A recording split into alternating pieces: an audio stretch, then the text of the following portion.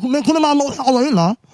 Kasi alam mo ba nangyari sa akin, Kuya Bay? Mga partner, alam mo, ha? Sige. May shopee na raw ako. Mamaya. Pag-uusapan natin. Meron naiinip na ako, ha? Naiinip na ako. Meron sige, magpatuloy natin. Ano bang problema natin ngayong araw? Kaya tara na. Makisali, makisa at makibahagi sa talakayang nagbibigay liwanag sa ating mga pananaw. Ipakita ang inyong opinyon, magtanong, maging bahagi ng pambansang diskurso. Ito ang Vox Populi, ang boses ng bayan. Magandang gabi, Banateros Worldwide. At magandang gabi, mga tagapanood sa Vox Populi, mga kapatid natin sa Banateros. Ano yung sinasabi mo? Ano yung problema mo? Hindi ko nabasa, meron akong palang mabasahin. Ang galing. Sorry, ha? Ang galing. Anyway, meron naman ako shopee na. Meron shopee ko naman. So what? Coconut. Pagkain ba yan? Pagkain ba yan? Ano yung sabihin na? Diba? Pero hindi ako naniniwala nun. Kasi hindi naman bobo yung mga naka-NPI para makaroon ako sa pina. Diba? Ang babaw. Pero mamaya, pwede nating ikonsulta yan. Magaling ka, Sino sikat yan? ka, matalino ka, pero yung kasama natin ngayon, mas matalino, mas sikat, at Sino yan? mas gwapo sa'yo ng malayo. Ayun naman. Ay, si ano? Oo, kasama po natin ngayon via Zoom ang mainit na mainit, trending na trending at idol ng Banateros, si Oo naman. former lawmaker Mike Defensor. Magandang gabi po Yun. sa inyo. Yun.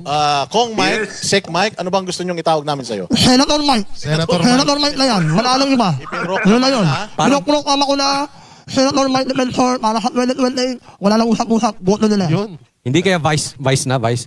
Akala ko naman. Mana ba yan eh? Ha? Vice Sir Mike, ganda. Sir Mike, ilan taon? Ay, mas ganda? Huwag na. Pag-usapan yun. Sir Mike, ilan taon ka na? Ilan taon ka na ba ngayon, Sir Mike? Congressman Mike, ilan taon ka na? Una muna, Sir Jack, babati muna ako sa Mamaya Banateros. ako na bumali. Ilan taon ka na? Sorry. Ilan taon na ako? 56. Ang bubuli. Joke lang, Sir Mike. Go. Boss Dada, sa Banateros, magandang gabi po sa inyo lahat at sa lahat na nanonood. And of course, Boss Dada, belated happy birthday sa'yo. Yun. Mabuhay ang Banateros. Yun. Oy, maraming salamat, Kong Mike. 30 ka na. Oo na. Wala na ako sa kalendaryo, 30 na eh. Ano ako? Parang di ka naniniwala, ha? Ano ko pala? 25. Nung nakala, nung 4 years ago. Oo. Pero supposedly nandito si dating Congressman Mike Defensor. Kaya lang nasa Cebu siya ngayon eh. Oo, dahil naglunsad nung nakaraan lang Kong Mike ng rally diyan ano at medyo hindi yata naging maganda yung inyong experience. Kwento naman sa amin kung ano yung nangyari diyan. Yes, Boss Dada, actually, nandito na ako sa Maynila. Nagkaroon sa ng Maynila motorcade caravan. Ngayong araw. Okay. Kaya nga nung sinabing pupunta ako dyan sa Banateros, sabi ko baka hindi ako umabot. Sa kadahilanan na galing pa kami sa Batasang Pambansa. Pero napakaganda ng motorcade caravan ngayong araw. Malaki, maraming nag-participate at naging mapayapa. Yung sa Cebu, ang nagulat kami dahil katulad ng nabanggit mo, 3 beses kaming hinarang. Maraming checkpoints, pati yung mga gustong umattend, dinarang nila. Pagkatapos nung pupunta kami ng Puente Esmeña kasi Freedom Park naman yon at doon nakasara kami magtitipon-tipon. Hindi kami pinayagan. Sabi daw may mga ginagawang construction doon na yung tinatanggal daw yung mga Christmas tree. So, ginawa namin, pumunta na lang kami doon sa lugar ng magdi-disperse na kami. Nagsalita kami ng maikli sa mga kasama, nagpasalamat kami. At matapos noon, nung pumasok na kami, umiinom ng tubig, nagkakape. Siguro mga 10 minutes, lumusob yung mga pulis. Pagkatapos nga, inaresto yung, nung unang, pagkakalam ko 7, kinuha yung mga motor, mga 10 motor yun. Nung lumabas kami, ayun, nagkaroon ng kaunting kaguluhan, nagnegosasyon, tapos si John Abines nga yung isa sa mga leader doon sa Cebu, sabi niya, ako na lang po ang susurrender dahil ang panawagan ni John Abines at pakiusap niya, wag nang idama yung mga iba pang motorista at saka yung mga motor na kinumpis ka. Ganun na nangyari. Napakawalan naman yung mga motor at yung mga motor, yung dalawa ata na naiwan sa presinto. Pagkatapos, ngayon lang siya, kung di ako nagkakamali, kaninang umaga lang siya pinakawalan sa Cebu. Medyo ibang klase talaga. Hindi maganda yung naging experience namin. Talagang parang pinapakita talaga yung yung lakas ng kapulisan, ginagamit laban sa atin, na ang katotohanan tapos na naman. Wala na, peaceful na, wala na dapat issue. Pero ginawa pa rin nila yon. Ibig sabihin na, Kong Mike, wala kayong ginagawang masama dyan at bigla pa kayong gustong hulihin, no? Kung kailan tapos na yung Yes. ano nyo. Tapos na. Nagbigay ng pagkain, tapos nagulat pa nga kami yung mga motor, nakapark doon sa bangketa, which is a private, kaharap ng private property kung nasan kami. Inurong pa nila, tapos ang sabi, niharang pa daw sa kalye, obstruction of traffic. Kung titingnan mo naman, ang luwag ng kalye, wala nang dumadaan dahil maaga pa rin naman yun. At doon sa kabilang kalye, ang dami nakaparadang kotse, wala silang ginambala doon. Pangalawa, alam mo naman yan, tapos na nga eh. Ano bang pagsabihan nila na baka pwedeng itabing motor, which I don't think na may obstruction talaga. At ang pangatong nakakagulat, nagdatingan sila. Siguro mga dalawang van na mga SWAT team may long arm. Ang mga pulis na dumating, humigit kumulang siguro mga 50 pa para puntahan lang kami. Kung ako'y nagtataka lang, bakit si Jun Abines ang hinuli, hindi kayo? Diba? Or kung sino man, bakit mag-isa lang siya? Hindi ko rin alam dahil yung isang kasama ko doon, si Jimboy, isa din sa mga leader, sabi niya, sige, huliin nyo na lang ako, huwag nyo kunin yung mga tao. At kami din, nandun naman, nasa harapan. Pero ang katotohanan, talagang dapat wala silang hulihin eh. Dahil tapos na yun, wala nang ginagawa yung mga tao. Kung ang rason nila, for example, is galit sila dahil wala daw permit o galit sila dahil yung nagugulo yung ASEAN meeting doon, maintindihan ko pa na kung doon mismo kami hinuli. Pero ito talagang tapos na, wala na kami ginagawa at doon lang sila pumasok. Kaya ko to natanong ko kasi alam ko wala naman dapat hulihin, no? Kaya lang, meron ng harassment before sa kanya eh. Baka konektado to, hinanapan lang ng butas para tuloy-tuloy yung harassment. Gusto lang siya talagang patahimikin. Totoo yun. At ang isa pa rin doon, siguro parang sinisignal nila yung Cebu na huwag kayong kumilos ng ganyan. Kung hindi ay, yun, gagawa namin kayo ng kaso, huli namin kayo. Tama yan eh, nangyari yan kay John. Pero alam mo in the past daw, hindi naman kinikwento ng mga kasama natin sa Cebu, sila Moises, wala naman daw silang ganyang nararanasan. First time nilang nakakita ng ganitong paggamit ng dahas o yung ganitong klaseng panunupil na hindi kami makapagsalita, hindi kami pwedeng gumawa ng... Kasi Freedom Park yung Puentes Menya eh. Pwede lang kami pumunta doon at magkaroon ng maliit na programa pero talagang ginigipit nila. Kong, Master Judea po. Nabanggit niyo po at napanood naman natin, yung live niyo po, napanood ko, na meron pong mga kinukuhang motor, mga sasakyan, at tapos na po yung rally nun, tapos na po yung motorcade. Ano po yung sinasabi nilang rason kung bakit na po, bakit po sila nanguhuli at ilang sasakyan po ba yung nahuli nila, hinuli, at kumusta na po itong mga hinuli na ito? Actually, Master Judea, nung nasa loob kami, lumabas nga ako. Sabi ko, oh, ano ba to? Kung mapapansin mo doon sa live ko, sabi ko, tapos na nga, ba't nanggugulo pa? Ang sabi sa amin, kailangan daw may maaresto. Kailangan daw may makulong. At kailangan may mga makumpiskang motor.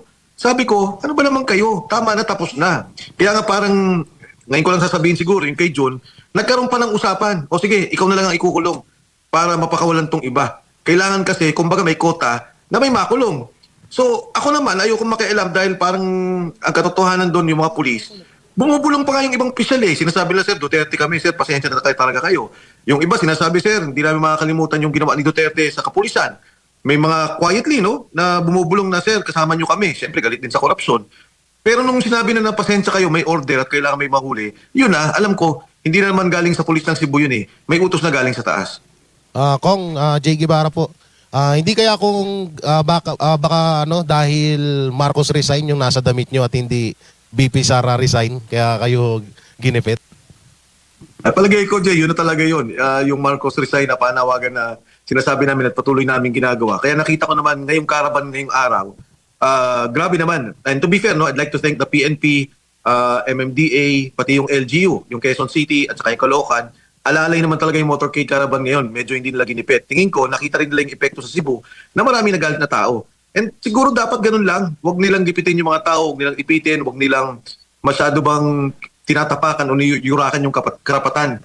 Alam niyo naman, nakita niyo nung impeachment pa lang eh. Pag-file mo, ayaw tanggapin. Pagkatapos noon, sa Cebu, ito yung nangyari.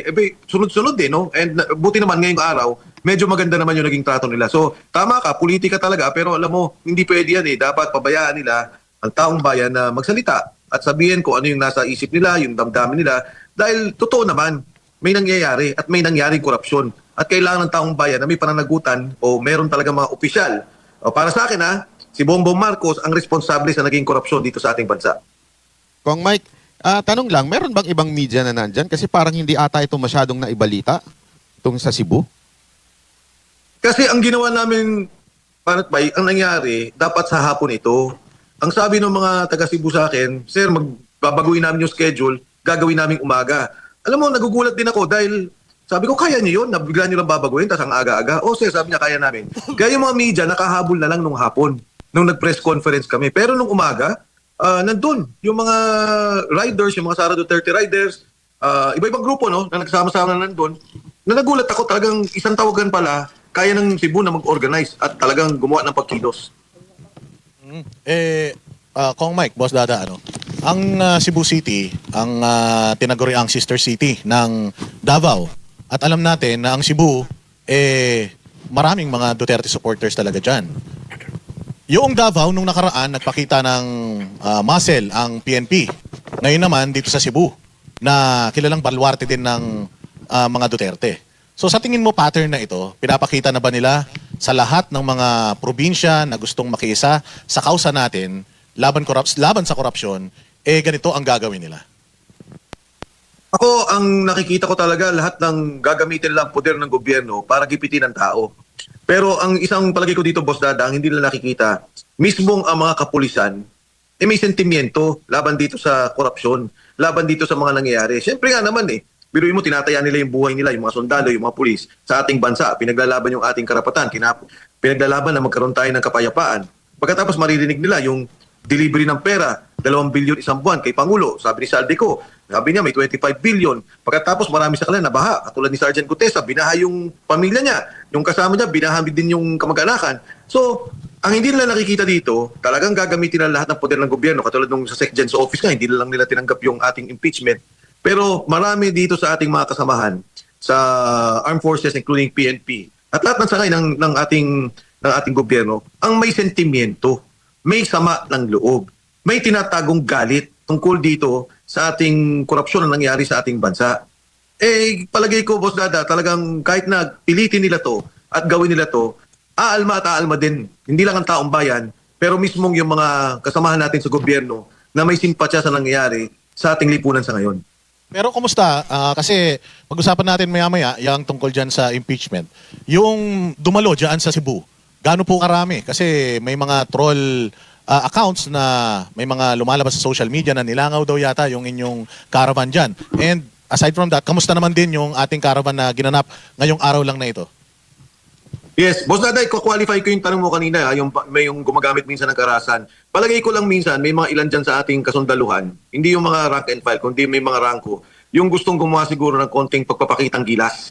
Para katulad ng nangyari sa Cebu, sabi, kailangan may kapalit, kailangan may maaresto, utos sa taas. So, yan yung tingin ko. Ngayon, yung sinasabi lang konti yung sa Cebu, kung konti yan sa Cebu, bakit ganun? 3 beses kami hinarang. Pagkatapos ang checkpoint, hindi lang dun sa aming pinagdalo yan. Lahat ng gustong umaten, hinaharang nila. Sinuslow down nila para hindi makapunta. Katulad nung isang kasama namin, si Yusek Lito Ruiz, na pupunta sana sa amin doon, hindi na siya nakapunta dahil nga hinarang din siya doon sa checkpoint. And kami din, 3 beses nga hinarang, hindi pinapunta doon sa Puentes Menya. Kung talagang totoo yung sinasabi nila, hindi sana pinabayaan kami, di ba? Hindi sana hindi na nila ginulo. Kung konti talaga, ba't mo guguluhin? Ngayong araw, hindi ko talaga eksakto alam kung ilan kami, pero napakadami, napakahaba. And pati yung sa kalye, pagka dumadaan kami sa kalye, yung dadaan namin mga tao, sumisigaw, bumubusina, nakikisama. At malinaw, alam naman natin, maging yung survey, napakalinaw na yan maging sa NCR, bagsak na yung pagtitiwala kay Pangulong Bongbong Marcos. Sa kabuuang bansa, umabot na ng negative 15%. Yung tiwala, walang tiwala, negatibo na ang walang tiwala. At ito ang nangyari sa bansa natin sa ngayon. Alam mo, pagka ganyan ang bansa natin na walang tiwala ang mga tao sa Pangulo, tuloy-tuloy yung mga nagiging korupsyon, wala na talagang gagalaw. Pati ang ekonomiya natin apektado, peace and order natin apektado, lahat ng mga trabaho ng gobyerno apektado. Kung Mike, di ba may control sa local police, yung LGU? Marami ngayon ang kumu-question sa posisyon ni Pambari 4 dyan sa Cebu. Bakit parang lumalabas na mas makapangyarihan yung PNP over sa freedom of expression ng mga taga Cebu? So, ano ba sa tingin ninyo nangyari dyan? Paki-explain nga, Kong Mike. Ano bang posisyon ni Governor Pambari 4 dyan sa mga checkpoints na yan? Kasi nung nanawagan kami dyan sa Cebu, tapos nagkaroon kami ng press conference, parang lumabas siya, I think 2 days before. Sabi niya, huwag nyo namang gawin yan. May mga ASEAN dito, yung ASEAN ministers, dahil may tourism convention sila. Na ako din, gumawa ko ng sagot na, di ba, ang isang pagka sinasabi mong maganda yung iyong demokrasya, maganda yung iyong bansa, hindi ka matatakot na may magsalita o magpakita ng kanilang karapatan para magsalita, para maging kritikal sa gobyerno. Yung bang parang sa bahay mo, pilit kong pinapakitang maayos, yun pala wala na, inaanay na, o hindi na gumagana yung bahay, yung mga, kung ano yung mga appliances mo dyan, parang pakitang tao yun para sa akin. Kaya kami nagulat kasi I would think, di ba, kung ako, hindi ko naman sinasabi, hindi ko kilalang personal si Governor Pambali 4, pero ako, I would make sure na alalayan nyo yung mga taong yan, bigyan nyo ng magandang ruta kung gusto nila magpahayag ng kanilang mga mga sinasaisip ng kanilang pananaw tungkol sa nangyari sa bansa. Katulad ng nangyari ngayong araw, na talagang yung mga pulis, inaalalayan pa kami, o dito na kayo para maayos ang maging daloy ng trapiko. At kung gusto pumunta ng Puente Xmeña, mas maganda pa nga. Kasi wala nang gulo doon, wala nang mga, kumbaga public park, parang Quezon Memorial Circle. O yan, sige, alalayan nyo rin sila. Doon sila magkaroon na magdaos ng kanilang mga talumpati, doon sila magsalita, doon sila magkaroon ng programa. Ito hindi. Di ba, hinto mo ng hinto. Nakikita naman yan sa social media. Pagkatapos, biglang, nung nakaupo na sila, nilusob nyo na naman. Kung ako yung gobernador sa lugar na yun, titindigan ko yun. Di ba? Pagsasabihan ko yun. Bagamat merong mga ibang rehiyon na police na coming from the regional offices o may mga ibang opisyalis, I would make sure that my people are protected. And papalabasin ko na ang Cebu ay isang malayang probinsya, malayang syudad ng Cebu City, na dito magandang demokrasya, mapayapa at maayos. Gusto niyo magsalita, walang problema. Dahil ito ang katibayan o ito ang paninindigan ng Cebu na dito sa amin ay walang kinikitil na karapatan. Hindi namin pinapatahimik ang tao para lang magmukhang gwapo. Yun, Kong, hindi ba kayo natatakot na baka naman kayo naman ng isunod na katulad ng ginagawa kay June Abines? Hindi ba kayo napapaisip na baka kayo naman ng isunod na gipitin? Ako, Boss Jay, handa tayo dyan eh. Kung ano man yung gawin nila, siyempre, paninindigan natin to at paniniwala natin to. Ako naman nga, hindi nga ako nagsasalita na matagal dahil wala naman ako sa Kongreso, wala ako sa Senado. Pero nakita ko yung pangangailangan na may tumindig at magsalita at tumulong dito para ayusin yung ating bansa. Hindi na to laban sa ngayon eh. Laban na to ng mga anak natin. Biruin mo, eto, kwento lang sa Banateros ha. Madalas ko itong ginagawang ehemplo. Kung inayos lang ni BBM yung budget, hindi nila binaboy, hindi nila nilagay sa flood control, by 2028, meron tayong subway. Naunahan na nga tayo ng Vietnam eh. Naunahan na nga ngayon ata, yung sa ibang bansa, pati yung PhilHealth, for example, ng Thailand. Ngayon sa Thailand, magkasakit ka kahit magkano, 10% ang babayaran mo. O dito, ano nangyari sa atin? Kinuha yung pondo ng PhilHealth, nilagay dito sa flood control na naman. So ito yung mga bagay na ayaw natin magpatuloy. Kawawa naman yung mga anak natin. At saka ako palagay ko, Boss Jay, no, panawagan ko rin sa mga otoridad, bago nyo po ako hulihin at ikulong, si Sir Jack muna ang hulihin nyo dahil Hoy! Wala ko, Congressman. Nananahimik ako rito. Anyway, Congressman, may tanong ako sa'yo. Hanggang kailan mo gagawin to? Hanggang kailan? Aba, siyempre, ito namang ginagawa natin hindi sa personalidad eh. Ang ginagawa natin dito doon sa issue ng korupsyon. At hanggang nandyan ang mastermind ng korupsyon, hanggang nandyan ang pinuno na nagluloko ng pondo natin, nagnanakaw ng pondo natin, hindi ako into, lalaban tayong tuloy-tuloy. Tama ka. Parehas na tayo ng pananaw sa buhay eh. Parehas tayo makulong. Sabay na tayo makulong. Kung yung... Parehas tayo ng pananaw sa buhay. So parehas na lang tayo makulong. Ano ako lang? Tama. At ang pangarap ko, Sir Jack, kung sakali man makulong, sana ikaw ang makakusap at makasama ko sa kulungan. Maliliit pa yung anak ko eh. Malalaki na anak mo, di ba? Ikaw muna. Maliliit pa mga anak ko eh. Ako, ano lang ako, simpleng mamamayan, pero may pakiisip. Kaya kong lumaban, kaya kong bumoses kahit malabo. Pero huwag ka mag-alala, Congressman Mike, sasamahin na. Okay? Mabuhay ka, salamat. Saan yung ano natin? Saan yung susunog na rally natin? Wala ba? Meron ba? Meron ba Saan tayong na? susunog na rally? Susunod na rally. Pag-uusapan namin yan, siguro nitong darating na linggo lang. Dahil nga, alam mo naman, may anniversary ng EDSA. Tingnan natin kung ano magiging partisipasyon natin doon. Congressman, huwag mo lang isipin. Alam, gusto mo, ngayon na tayo lumabas talaga. Ala, sama-sama kami lahat. Lalabas kami ngayon. Sandali, para nahirapan si Kong intindihin. Kinakalumit ka ni Banat Mike. Congressman, nahihirapan ka ba?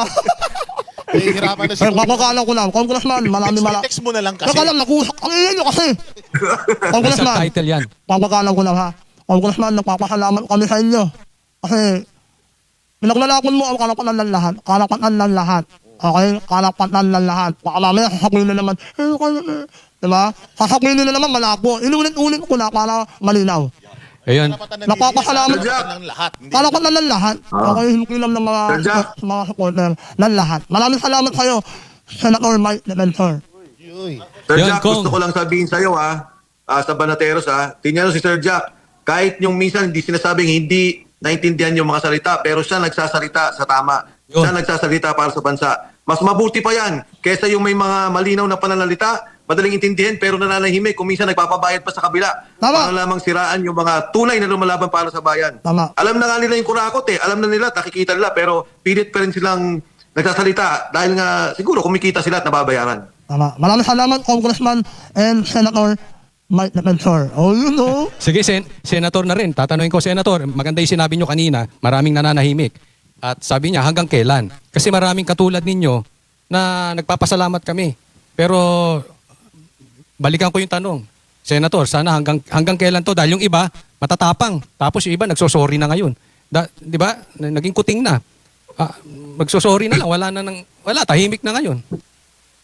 So, Alam mo, yung nakikita ko doon sa sitwasyon natin, marami kasi tayong makasama sa Senado at Kongreso ang naging kompormiso sa sitwasyon. Hindi ko sinasabi yung mga lumalaban na kasama natin ha. Marami kasi na kompormiso dahil lahat sila may budget. Di ba lahat sila nadamay sa flood control eh.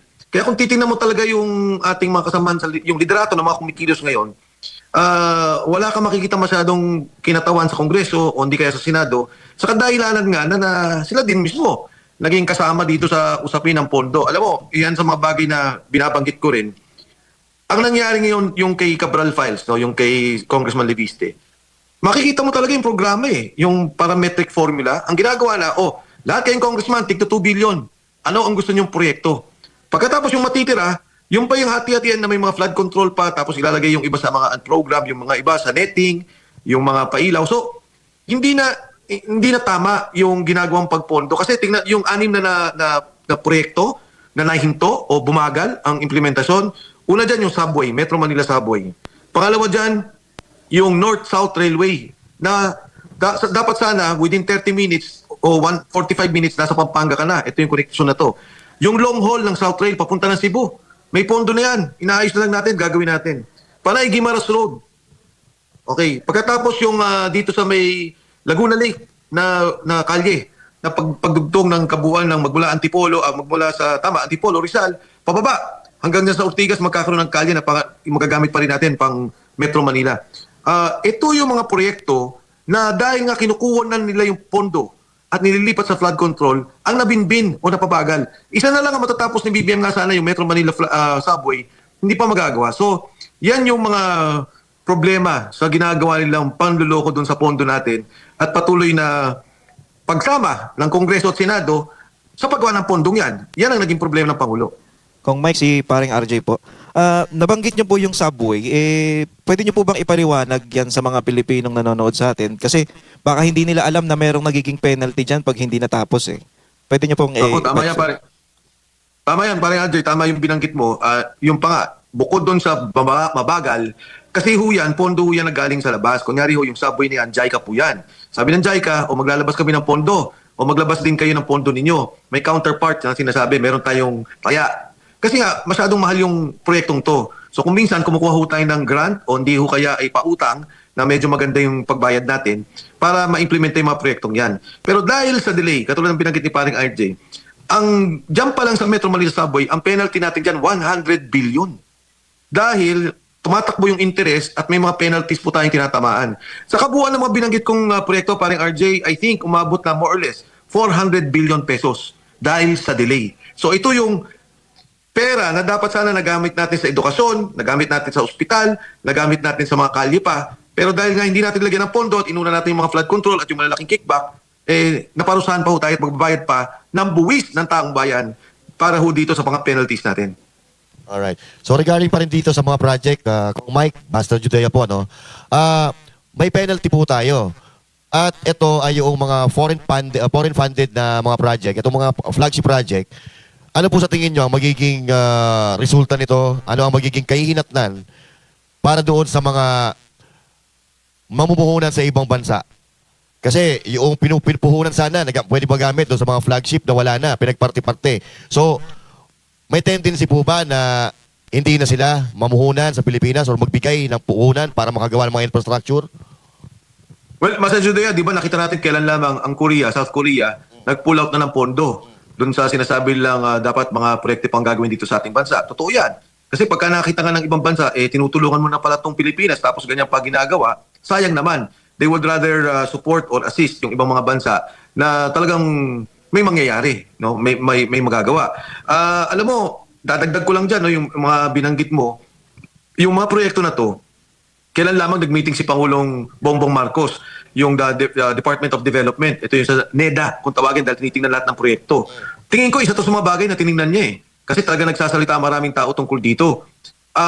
hindi ko alam kung ano pa yung nakalinya mga proyekto, pero dito sa mga proyektong nandyan na dapat gawin natin, palagay ko, walang matatapos sa termino niya. Wala sa makikita. Sa bagay, hindi naman sana nagsimula eh. Yung iba dyan, nagsimula pa nung panahon ni yung conceptual, nung ginagawa na yung konsepto kay Pangulong Aquino. Marami dyan nanggaling kay Pangulong Duterte. Pero kung matatapos, hindi na ito matatapos kay Pangulong Bongbong Marcos. Sayang.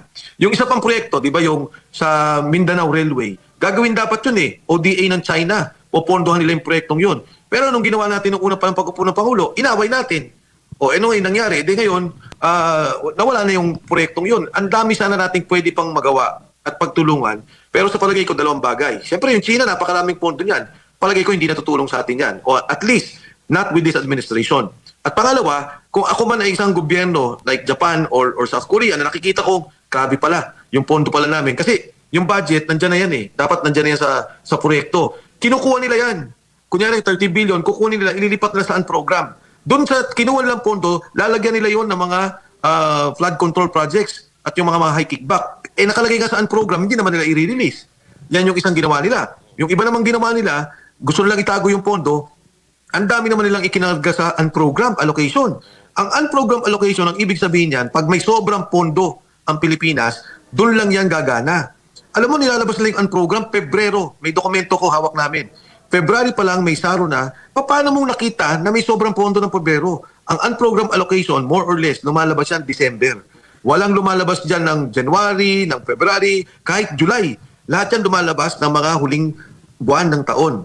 Nagsimula kasi ang unprogrammed allocation kay Pangulong Ramos. Yung dati, ginawa ni Pangulong Ramos, ginawa niya pantay. Kung ano yung gastos mo, kung ano yung revenues mo, isa lang. Tama naman yun, sabi ni Pangulong Marcos, huwag tayong gumastos ng sobra sa kinikita natin. So nagkaroon siya ng tinatawag na balance budgeting, binalance niya. Pero nung panahon na yun, sabi nila, maglagay tayo ng unprogram. Kung sakaling lumagpas yung kita natin, at least meron na tayong unprogram allocation. Sa mga dumaang mga presidente, ang unprogram allocation ay mga 2 to 3%. Pinakamalaki na 5%. Kay Pangulong Bongbong Marcos lang ang nakitang 15% ang unprogram allocation at wala pang sinasabing may sobrang pera, muutang pa tayo para mapunuan yung pondo, may nilalabas na sila dyan para punuan nga yung mga proyektong questionable at malaki ang kickback. Kung Mike, Basta Judea ulit, ano? Karugtong pa rin itong mga project na pinag-uusapan natin. Kamakailan lang po, nagpunta si Secretary Vince Dizon dyan sa Bicol Region na talagang nakikita natin ngayon, napakalala na talaga ng kalsada. At itong kalsada po na ito, dito po dumadaan yung mga goods galing sa Visayas, galing sa Mindanao. Di ba po lahat ng proyekto, meron yan every year, meron yang pang-maintain. Nagtataka lang ako kung bakit hindi po siya nami-maintain. At kung halimbawa man, totoo itong sinasabi ni Secretary Vince Dizon, saan tayo kukuha ng pondo at matatapos po ba ito sa loob ng 3 taon kung halimbawa? Ito, Master Judea, para lang maikling sagot dyan sa binanggit mo. Dito sa distrito ko, di ba sabi ni Saldi ko, may 100 billion ako, sabi niya, na binigay ng Pangulo na insertion niya. Tiningnan ko, nakita ko Quezon City. Dito sa amin, 3 subdivision, 250 million pesos ang inilagay. Hindi kailangan ng pondo ng subdivision. Ayoko nang i-name at pupuntahan ko naman din yung mga lugar na yan. Subdivision, tama yung binanggit mo eh.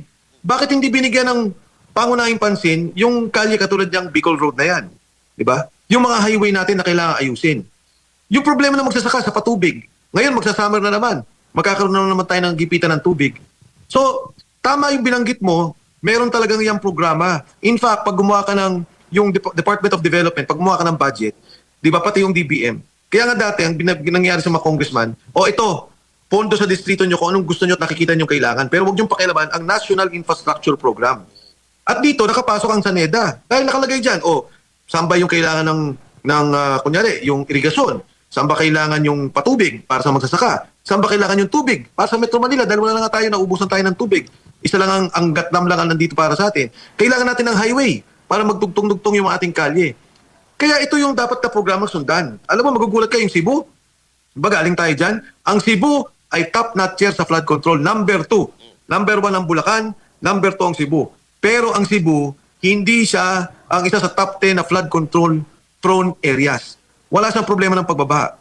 Pero hindi mo na rin, alam mo, yung kamay na rin ng Diyos siguro, no, ang gumalaw dito, biglang nagkabagyo. Grabe yung pagbabaha. Nakita ng mga taong bayan, grabe pala yung pondo ng Cebu sa flood control. Pero nakita nila, tusok-tusok lang ng bakal, nagpatong lang ng simento, talagang binaboy. Kaya yan yung sinasabi ko na, di ba, from day one, talagang baboy na baboy ang budget sa ilalim ng gobyerno to, sa ilalim ng Pangulong Bongbong Marcos. Kung Mike, si paring RJ po. Nawiwirduhan lang po ako doon sa sinabi nyo na kinukuha yung, di ba may naka-allocate ng budget doon sa mga project na may mga penalty. Paano po nila nakukuha yung mga budget na naka-allocate doon? Ang ginagawa kasi nila parang RJ, no? Nag-submit kunyari ang gobyerno ng 6 trillion para 6 trillion na budget. 'Di ba ang rule sa Constitution, hindi ka pwedeng lumagpas sa 6 trillion. Kung ano lang 'yung nandiyan, yan lang ang pwede mong galawin. At ang isa pang prinsipyo ng budget, hindi mo pwedeng gawin yung mas mataas ang anumang departamento sa edukasyon. Number 1 ang edukasyon. So pagka nandun na sa program allocation, let's say, assume lang natin 50 billion na nalalagay sa mga ODA or yung Official Development Assistance o yung mga proyektong flagship, nandun na siya sa 6 trillion. So para mapasok nila yung mga gusto nilang proyekto, kukunin nila yung 30 billion na yun, ilalagay nila sa program. At doon naman sa 30 billion, yung kapalit na ilalagay nila ay yung mga flood control at yung mga kalokohang proyekto nila. So yun yung naging proseso niya. Yung iba naman, kunyari, ito na yung 6 trillion, o nandun na yung 30 billion, napasok na nila.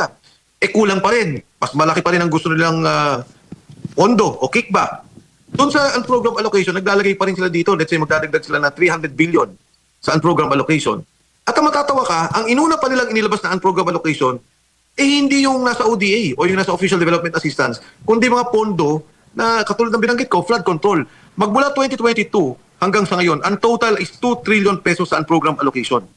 Yan ay walang kapantay na ginawa sa anumang administrasyon. 2 trillion ang program allocation. Ang sabi ni Congressman Erice, ang nalabas daw ay 1.5 trillion. Sabi ko sa kanya, 2 trillion yun eh. Sabi niya, hindi, yung iba naman hindi nilabas. Pagkatapos, iba-iba na yung debate kung magkano ba talaga ang pondo na nakuha nila for flood control. May sinasabi sa Saldico na mga netting, mga kalye, yung kung ano-ano pang sa mga kalye, cat's eye na ginagawa. So, yun, Master Judea, ganun yung ginagawa ng paglalaro sa pondo. Kung Mike, Boss Dada po ulit. Patungkol, bumalik tayo, napakaganda ng mga sinabi ninyo tungkol sa kung paano nag-work yung budget. Dito tayo doon sa busina para sa pagkakaisa kontra korupsyon. Yun yung tema ng inyong caravan, tama? Ngayon, Yes. kaninang presser or press briefer ni Yusek Claire Castro, yung napakagaling na tagapagsalita tagapagsinungaling ba ng Malacanang, may tanong sa kanya patungkol dito sa inyong caravan kanina. At ito yung kanyang sagot. Baka hindi nyo pa naririnig or hindi nyo alam yung sinabi niya tungkol sa inyong caravan. Particularly, naka-address po yun sa'yo. Yung kanyang statement. Ito yung kanyang sinabi. Yung tahimik sa lantarang korupsyon sa nakaraang administrasyon, nasaan sila noon? Naging enabler ba sa pagnanakaw sa kaban ng bayan noon? Naging kasabwat din ba? Huwag magpaka-hipokrito. Kailangan natin ng mga taong totoong lumalaban sa korupsyon. Pinapaalam namin ang tunay na kalagayan ng Pangulo, huwag silang bulag o bingi. Huwag din silang manatiling source of fake news. Anong komento mo dyan, sir? Alam mo si Yusek Claire Castro, parating para bang mali yung sagot niya, no? Taliwas doon sa mga nangyayari o taliwas doon sa sitwasyon. Kanyari, nung impeachment namin, ang sabi niya, at nabasa ko nga, patunayan ko daw na weak yung unang impeachment complaint. Bakit ako magpapatunay kung weak yun? O tama yun? Di ba, impeachment ng Pangulo yun eh. At bakit siya yung sumasagot tungkol doon? Sa akin lang, Boss Dada, kung titingnan mo, di ba dapat ang sagot mo kaagad eh? Ito lang, kwentuhan lang naman eh. Lahat ng impeachment kay Pangulo weak dahil hindi totoo yan, di ba? Kung titingnan mo yung dapat na linya niya.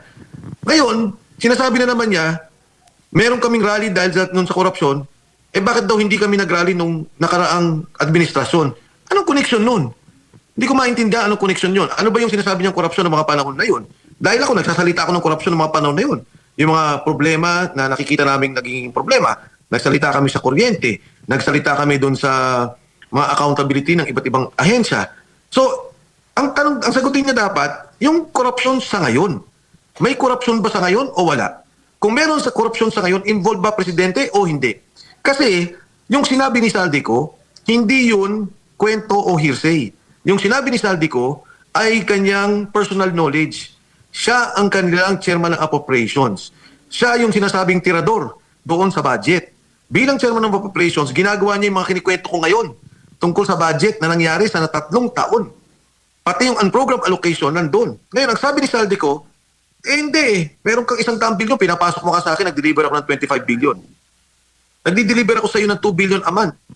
Nagdi-deliver ako sa Tamarin. Kailan lang sa committee hearing lang ng Blue Ribbon. 800 million, dinala ko kay Yusek Joel Cadiz. Di ba? Tapos isa pang 200 million. Sino pa yung pangalawang nagsalita na may personal knowledge na ako mismo ang nakarinig at kasama si Sergeant Contesa? Ang sabi ni Sergeant Contesa, ako yung nagdadala ng pera. Ako yung nagdadala ng pera kay Speaker Martin Romualdez. Ngayon, nagsalita na rin yung mga sa gobyerno. Dahil nga, lahat na nandyan na. Sabi ni Yusek Bernardo, nag-deliver ako ng pera kay Trigib, Ulaybar, na Yusek ng Education, at kay Adrian Bersamin. Si Adrian Bersamin ay tao ni Executive Secretary Lucas Bersamin. Si Trigib Ulaybar ay tao naman ni Secretary Amina Pangandaman. Personal knowledge ang sinasabi na to. So, ang tanong dito kay Yusek Claire Castro, di ba dapat sagutin nyo to? Bakit involved ang mga taong to? Ito ba pinaikutan ng presidente ninyo at nangyari to at wala siya nakuha pera? Pero tingnan mo, Boss Dada, hanggang ngayon hindi pinapatawag lahat ng taong binanggit ko na yan. Except for Trigib. Sabi ng Trigib, hindi daw totoo. Tapos na. Di ba dapat ipatawag lahat ng mga taong to at tingnan? Kaya nila ayaw patawag kasi totoo ang sinasabi ko. At Yusek Claire Castro, totoo ang ginagawa namin na pagsalita at para gawing accountable, no? Gawing para ang presidente ay managot dito sa nangyayaring korupsyon sa ating bansa. Senator, si Coach Oli po ulit, yung pinakabata sa grupo. Yes, Coach. Tama naman yung sinabi na yung sa tungkol sa impeachment, weak. Ako sangayon ako doon kasi weak yung presidente. Pero ang tanong ko, ano ba talaga nangyari? Kasi may kumakalat sa media na kaya daw hindi nyo tinuloy kasi walang nag-endorsong congressman. Mhm. Yes, Coach Oli. Actually, nung huli na lang nangyari yan, pero ikwento ko yung nangyari. Nung Thursday na nagpunta kami, tumawag yung isang kasama natin sa Kongreso. Sabi niya, pare, yung Makabayan Block, hindi tinanggap. Sabi ko talaga, bakit? Kasi wala walang batayan para hindi tanggapin at walang kapangyarihan at poder ng Secretary General's Office. Ministerial. Sabi ko, hindi tinanggap kahit ni-receive, hindi, ayaw. Ganun. So, pagdating ko sa Kongreso, at kami nasa opisina ng isang congressman, tumawag ako sa Makabayan Block. Ang sabi ko, totoo bang hindi tinanggap? Sabi sa akin, congressman, hindi tinanggap. Hindi kami, kinausap lang kami. Sabi ko, grabe na yan. Sabi niya, nga po . Sabi niya, anong tingin nyo? Kayo ba pupunta dito? Sabi ko, pupunta kami. Pinauna lang namin kayo.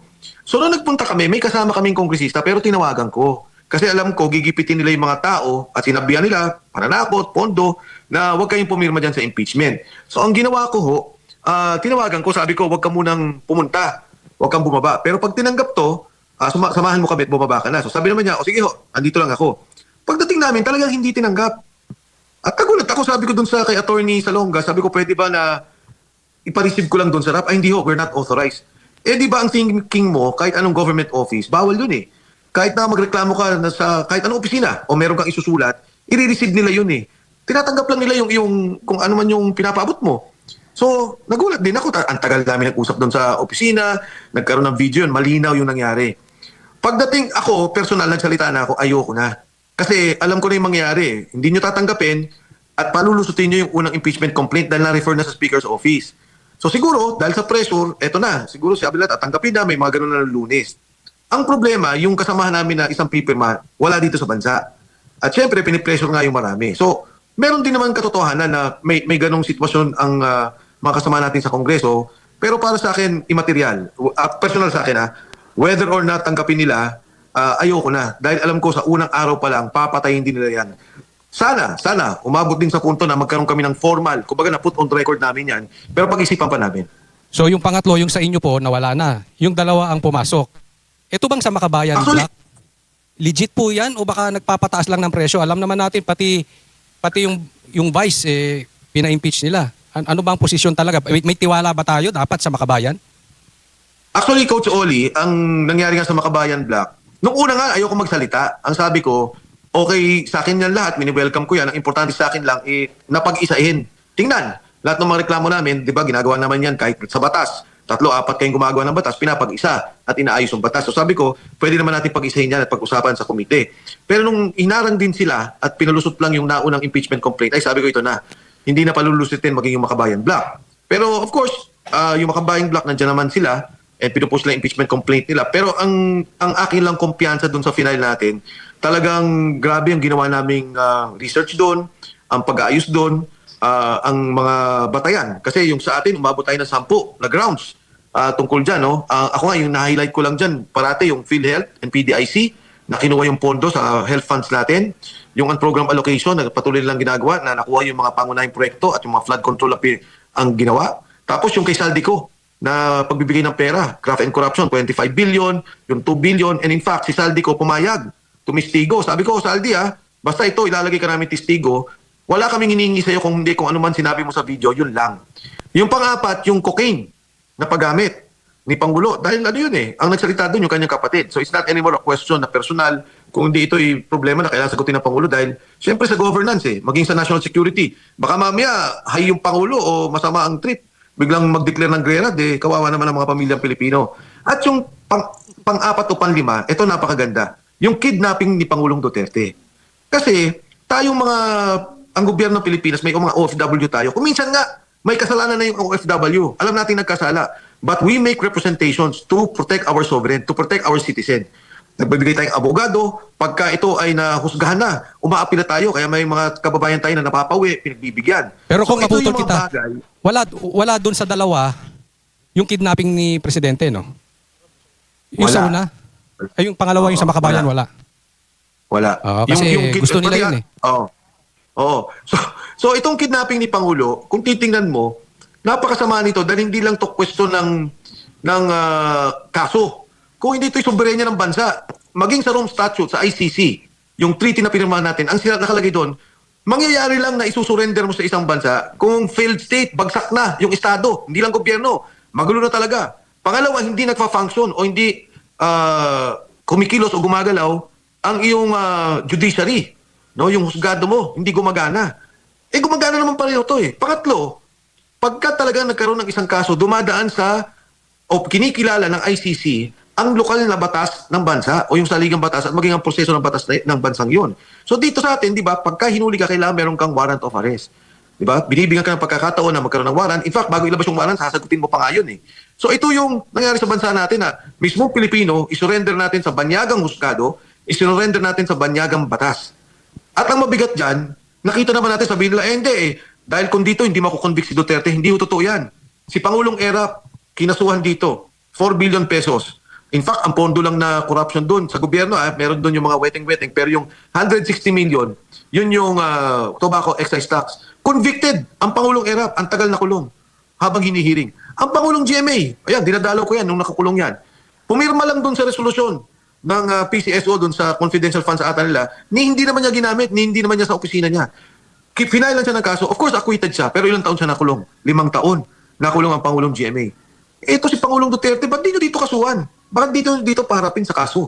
Kung may nagawa siya, dito niya sagutin. Sabi na, crime against humanity. Ganun din naman May mga pamilya dito na tinuturo siya, na sinasabi, siya ang mastermind. Patunayan niyo po dito. At dito sagutin ng Pangulong Duterte. Yung ginawa nila pagdala kay Pangulong Duterte sa abroad, alam niyo, 3 lang. Ang masama ang sitwasyon, pagkamatay ng presidente, 2. At isang kinikilala nating bayani. Si Jose Rizal, bayani pala, hindi naging presidente. Si Jose Rizal, pinatay, firing squad. Si Ninoy Aquino, hindi pa naging presidente, binaril sa tarmac. At ang Pangulong Duterte, inilabas sa bayan, ikinulong sa banyagang kulungan, sa ilalim ng banyagang batas. Pilipino ang nag-surrender sa kapwa Pilipino. Ayan, Kong, yan nga yung sinasabi ng marami. Itong kidnapping kay PRRD. Pero ang pinakatanong ng buong bansa ngayon, may pag-asa pa ba yung impeachment kay Bongbong considering na yung sa inyong pinakamay laman ang hindi pumasok? May aasahan pa ba tayo? Coach, hindi ko talaga masagot yan. Pero sa akin, hindi ako titigil. Itutulak pa rin namin yung lahat ng pagkilos na ginagawa natin. Kailangan malaman ng taong bayan to higit sa lahat. No? Kailangan nating ihinto yung corruption higit sa lahat. Kailangan nating ihinto yung pagkuha nila ng pondo sa PhilHealth, sa PDIC at yung mga pondong dapat gamitin sana sa kinabukasan ng ating mga kababayan. Yung kay Dr. Tony Liachon, alam mo, pinapanood ko siya, sabi niya, actually, pinapanood ko siya, sabi niya sa ibang bansa, 10% na lang pagka na-hospital. Binasa ko yung sa Thailand, yung recent nilang health program, kahit anong sakit mo, 10% na lang. Sana, pangarap ko rin yan para sa bansa natin. Kahit anong sakit mo, kahit pa paano may tulong sa yung gobyerno, 10%. Pero pagka yung pondo binababoy nyo, napakasama. So hindi tayo dapat tumigil, coach Hindi tayo, kahit na medyo nakikita natin, ginigipit tayo, nakikita natin yung mga institusyon, katulad ng impeachment, ng proseso, sinasara nila. Huwag tayong tumigil, huwag tayong sumuko. Kailangan patuloy tayong sumigaw, lumaban. Hindi na lang para sa atin, kundi para sa ating mga anak. Yan, kung Mike Boss Dada ulit, actually excited talaga kami kung may file yung impeachment na yan. Kasi before yung Lunes, kinalunesan na tinanggap na nila sa mga kabayan, in-interview namin dito si Attorney Harold Respicio. Talagang hype na hype si Attorney Harold Talagang kami din, medyo excited talaga kami nung Monday. Kaya laking gulat talaga namin bakit hindi natuloy yung pag-file ng impeachment na ipaliwanag nyo naman na.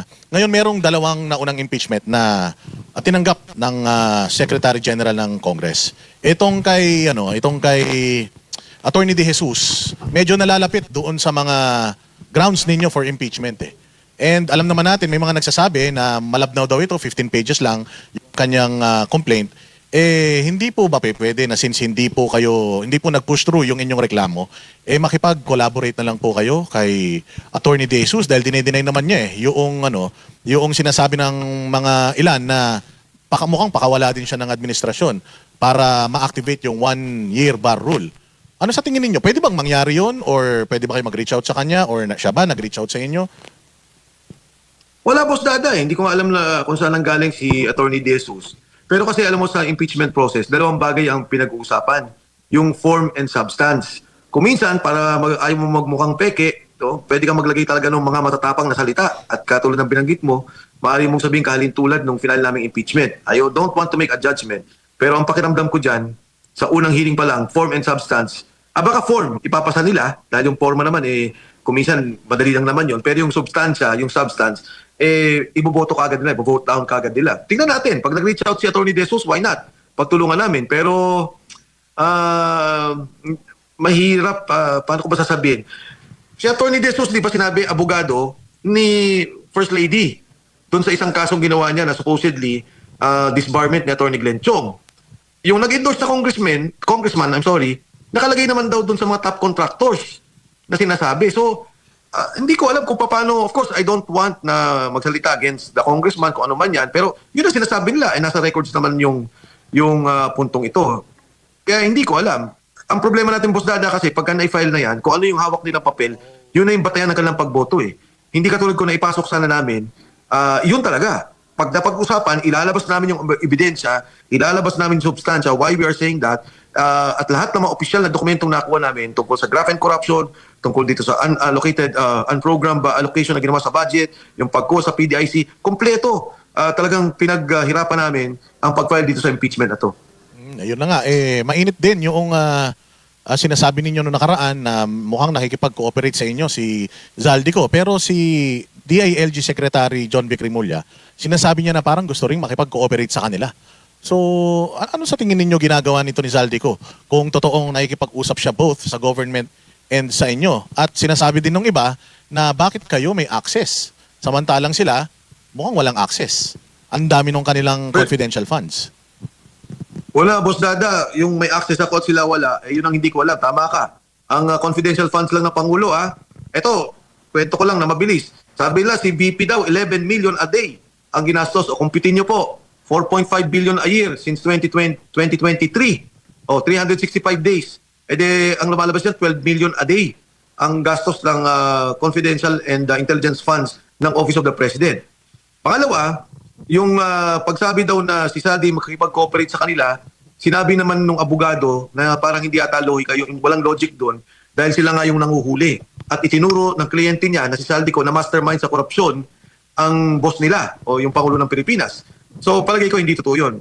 Ang importante sa amin kasi na yung kay Saldico, pag ito'y pinayagan at ginagawa naman to dati na magkakaroon ng Zoom, katulad ng ginagawa natin ngayon, pinapayagan nila, malaking bagay yun para mapatunayan talaga na sindikatong gobyernong to, talagang binaboy nilang pondo at ang Pangulo alam ang lahat ng nangyari. Kung di man siya involved na isa sa mga pinakamalaking kasabwat, siya ang pinuno ng sindikatong ito. Kung, ito kasing patungkol kay Saldico, tila bigla siyang nawala. Diba? At alam naman natin, hindi na ito pagsasalitain sa Blue Ribbon habang hawak ng mag-best friends na si Senator Tito Sen tsaka si Lacson, si Pinky. No? So hindi na yan Ang pag-asa lang sana ay sa impeachment kaya lang hindi nakapasok sa inyo. Ngayon, hindi na siya hindi ba po pwede na ma-interview nyo o kahit kami ma-interview namin kasi wala na Hindi na, anong nangyari kay Saldico? Natahimik ba? Naabot na ba ng gobyerno? Bakit nawala siya bigla? Ang huling sinabi niya nung makapag-usap kami na sinabi ko nga na mag-witness siya dito sa impeachment process, ang sinabi niya sa akin, napakainit. Sabi niya, gusto talaga nila akong mawala. Yun ang term niya, no? Gusto nila akong mawala. So, sabi niya kung pwede, ayoko maging masyadong mainit, ayoko magsalita. Pero may mga ilalabas pa ako, marami pa akong hawak. Yun ang pagkakabanggit niya. So ako naman, in fact, sinabi ko nga sa kanya, hindi namin kailangang magsalita ka pa ng sobra pa doon sa sinabi mo, kung ano lang yun nasa video mo, na ipaliwanag mo yun at kung may katanungan sa'yo during ang impeachment process. So doon kami nagtapos. Sabay na patahimik, palagay ko hindi. Kasi as of now, parang ang lumalabas, di ba, parang siya yung mastermind. Siya yung puno. Pero gusto ko lang ikwento yung isang usapan na nangyari sa amin ng abogado. Sabi niya, alam mo Mike, yung ginagawa nila na magsoli ka mo naman ng pera, restitution, para maging state witness ka, mali yun. Sabi ko, ba't mo naman nasabi yun? Sabi niya, tingnan mo, si Henry Alcantara, ginawang state witness na. Ang sabi ni Henry Alcantara, ang nakuha niyang pondo, magmula 2022 hanggang sa ngayon, ay 60 billion. Di ba sabi niya, 10%, 6 billion kagad yun. Yun, inamin naman niya kung magkano yung nakukuha niya. So, sabi ko, 6 billion. Ang sinuli lang ni Henry Alcantara, 181 million. Ang layo sa 6 billion na nakuha niya na sarili niya. Dahil iba yung bigay niya kay Bernardo, iba yung bigay niya doon sa delivery niya, iba yung bigay niya doon sa mga senador, congressman na binanggit niya. So, ang punto ko rito, si Saldico, of course, nandyan pa rin, may script na ginagawa ang administrasyon. Siguro, si Saldi natatakot na baka, yun nga, yung mapag-initan siya ng gusto sa script na yun habang naguguluhan sila kung ano talagang gagawin at sasabihin sa publiko kung sino yung mastermind, kung sino yung involved, at kung magkano pera ang susuli. Yung restitution, parang sa computation ko ngayon lang, parang nasa 0.25 lang percent. Yung sinasabi nyo sa 6 billion, kung hindi ako nagkakamali. Tapos sabi nyo, pinag-iinitan na si Saldico. Talaga naman pinag-iinitan, ba't di na lang siya lumantad all out? Or kung 0.25 lang, kasi iba yung sinisingil nito si John Vic masyadong malaki. Baka pwede siya makibargain. Gawin natin through through Banateros, ma-interview namin siya, babalik niya lang 0.25. 0.25% para lang makapagsalita. Sa atin, pag sa atin, ganun lang kalit. Hindi sa atin ibibigay. Hindi nga. Kay John Vic. Oo, kay John Vic. Pero Ako na magpapagman. Anyway, kung meron akong tanong, kasi sasakin ko, wala ko siyang balak umuwi. Wala. Kung Nagtatago meron man siya siyang talaga. balak, kung meron siyang balak, Senator, sabihin mo sa akin. Ako na susundo sa kanya. Okay? Basta wag kong kalimutan yung malet ako, ha?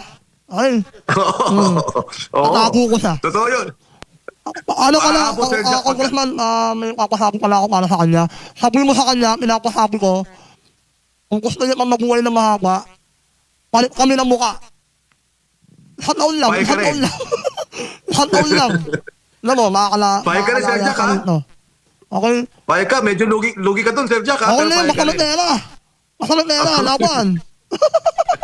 Yun, kung Mike, J. Guevara po ulit. May pahayag po kasi si former Negros Occidental Representative Jacinto Jing Paras na umamin daw si Saldico sa kanya na bibirahin siya or parang ipapatumba siya ni Lisa at ni First Lady Lisa Araneta Marcos at ni Sandro Marcos dahil kulang ang naibigay niya sa mag-ina mapatungkol sa kickbox. Nabanggit niya rin po ba sa inyo yan ni Saldico? Yes, Boss James, ilang beses niya nabanggit yan sa akin na may mga ganyang usapin. Marami siyang kwentong nakakagulat kasi parang ang dating ng kwento niya, kanya-kanya. Yung anak may sarili, yung asawa may sarili. At yun, meron pa siya mga sinasabi na tungkol dyan na sa mga delivery. Sabi pa nga daw ni Yusek Jojo Cadiz, wag mo nang ipaabot yan kay yung binigay na pera, wag mo nang ipaalam kay Sandro. So, di ba, parang sabi ko, ganun ba yun? Hindi pwedeng magkaalaman yun. Hindi, tinatago daw. So, totoo yan. May mga ganyang kwento, Boss J, tungkol dyan sa pera. Ibang klase, di ba, yung binanggit niya, di ba, yung doon sa smuggling, sabi niya, nagkumuha ng 11 billion, pagkatapos may kinuha pa daw na 9 billion doon sa sibuyas. At meron pa yung sa asukal. So, iba pa yung delivery daw na sinasagawa. Yun yung kay Martin Araneta and kay First Lady Lisa Marcos. So, ito, marami nga siyang kwento na sabi ko nga dapat mailiwanag niya kung saan ang gagaling itong mga pera ito at saan napupunta. Kung Mike, Master Judea ulit, napanood ko po yung interview nyo kay Mr. Ted Filon regarding sa pag-uusap nyo ni Saldico, no? Sabi nyo doon, parang may third party nakakilala through a different person, tsaka kayo nagkausap. Now, nagsabi pa, may balak pa po siya ba uli na tumawag sa inyo? Unang question. At pangalawang question, since hindi po na-file yung impeachment, ano po yung pupwede or option na pupwede niyang gawin? Kailan ba niya ilalantad itong mga hawak pa niyang mga ebidensya? Yun po. Yes, Master. Ang usapan na doon sa intermediary, nangyari nga na hindi naman talaga direkta, meron kaming pinagdadaanan na siguro dahil nga ayaw niya matrace yung kanyang telepono, hindi ko alam kung ano yung mismong nais niya tungkol doon. Pangalawa, kung sinabi niya na magsasalita pa siya, may binanggit siya, sabi niya magsasalita pa siya, ayoko sa pangunahan, sarili niya yon. Ako naman, kung ano man yung nabanggit niya na, para sa akin sapat na para maliwanagan ng taong bayan doon sa pera. Kasi yung isang binanggit niya na, di ba, yung 100 billion na inilagay ng Pangulo, sinabi niya hindi lang isang beses yan, taon-taon niyang ginagawa.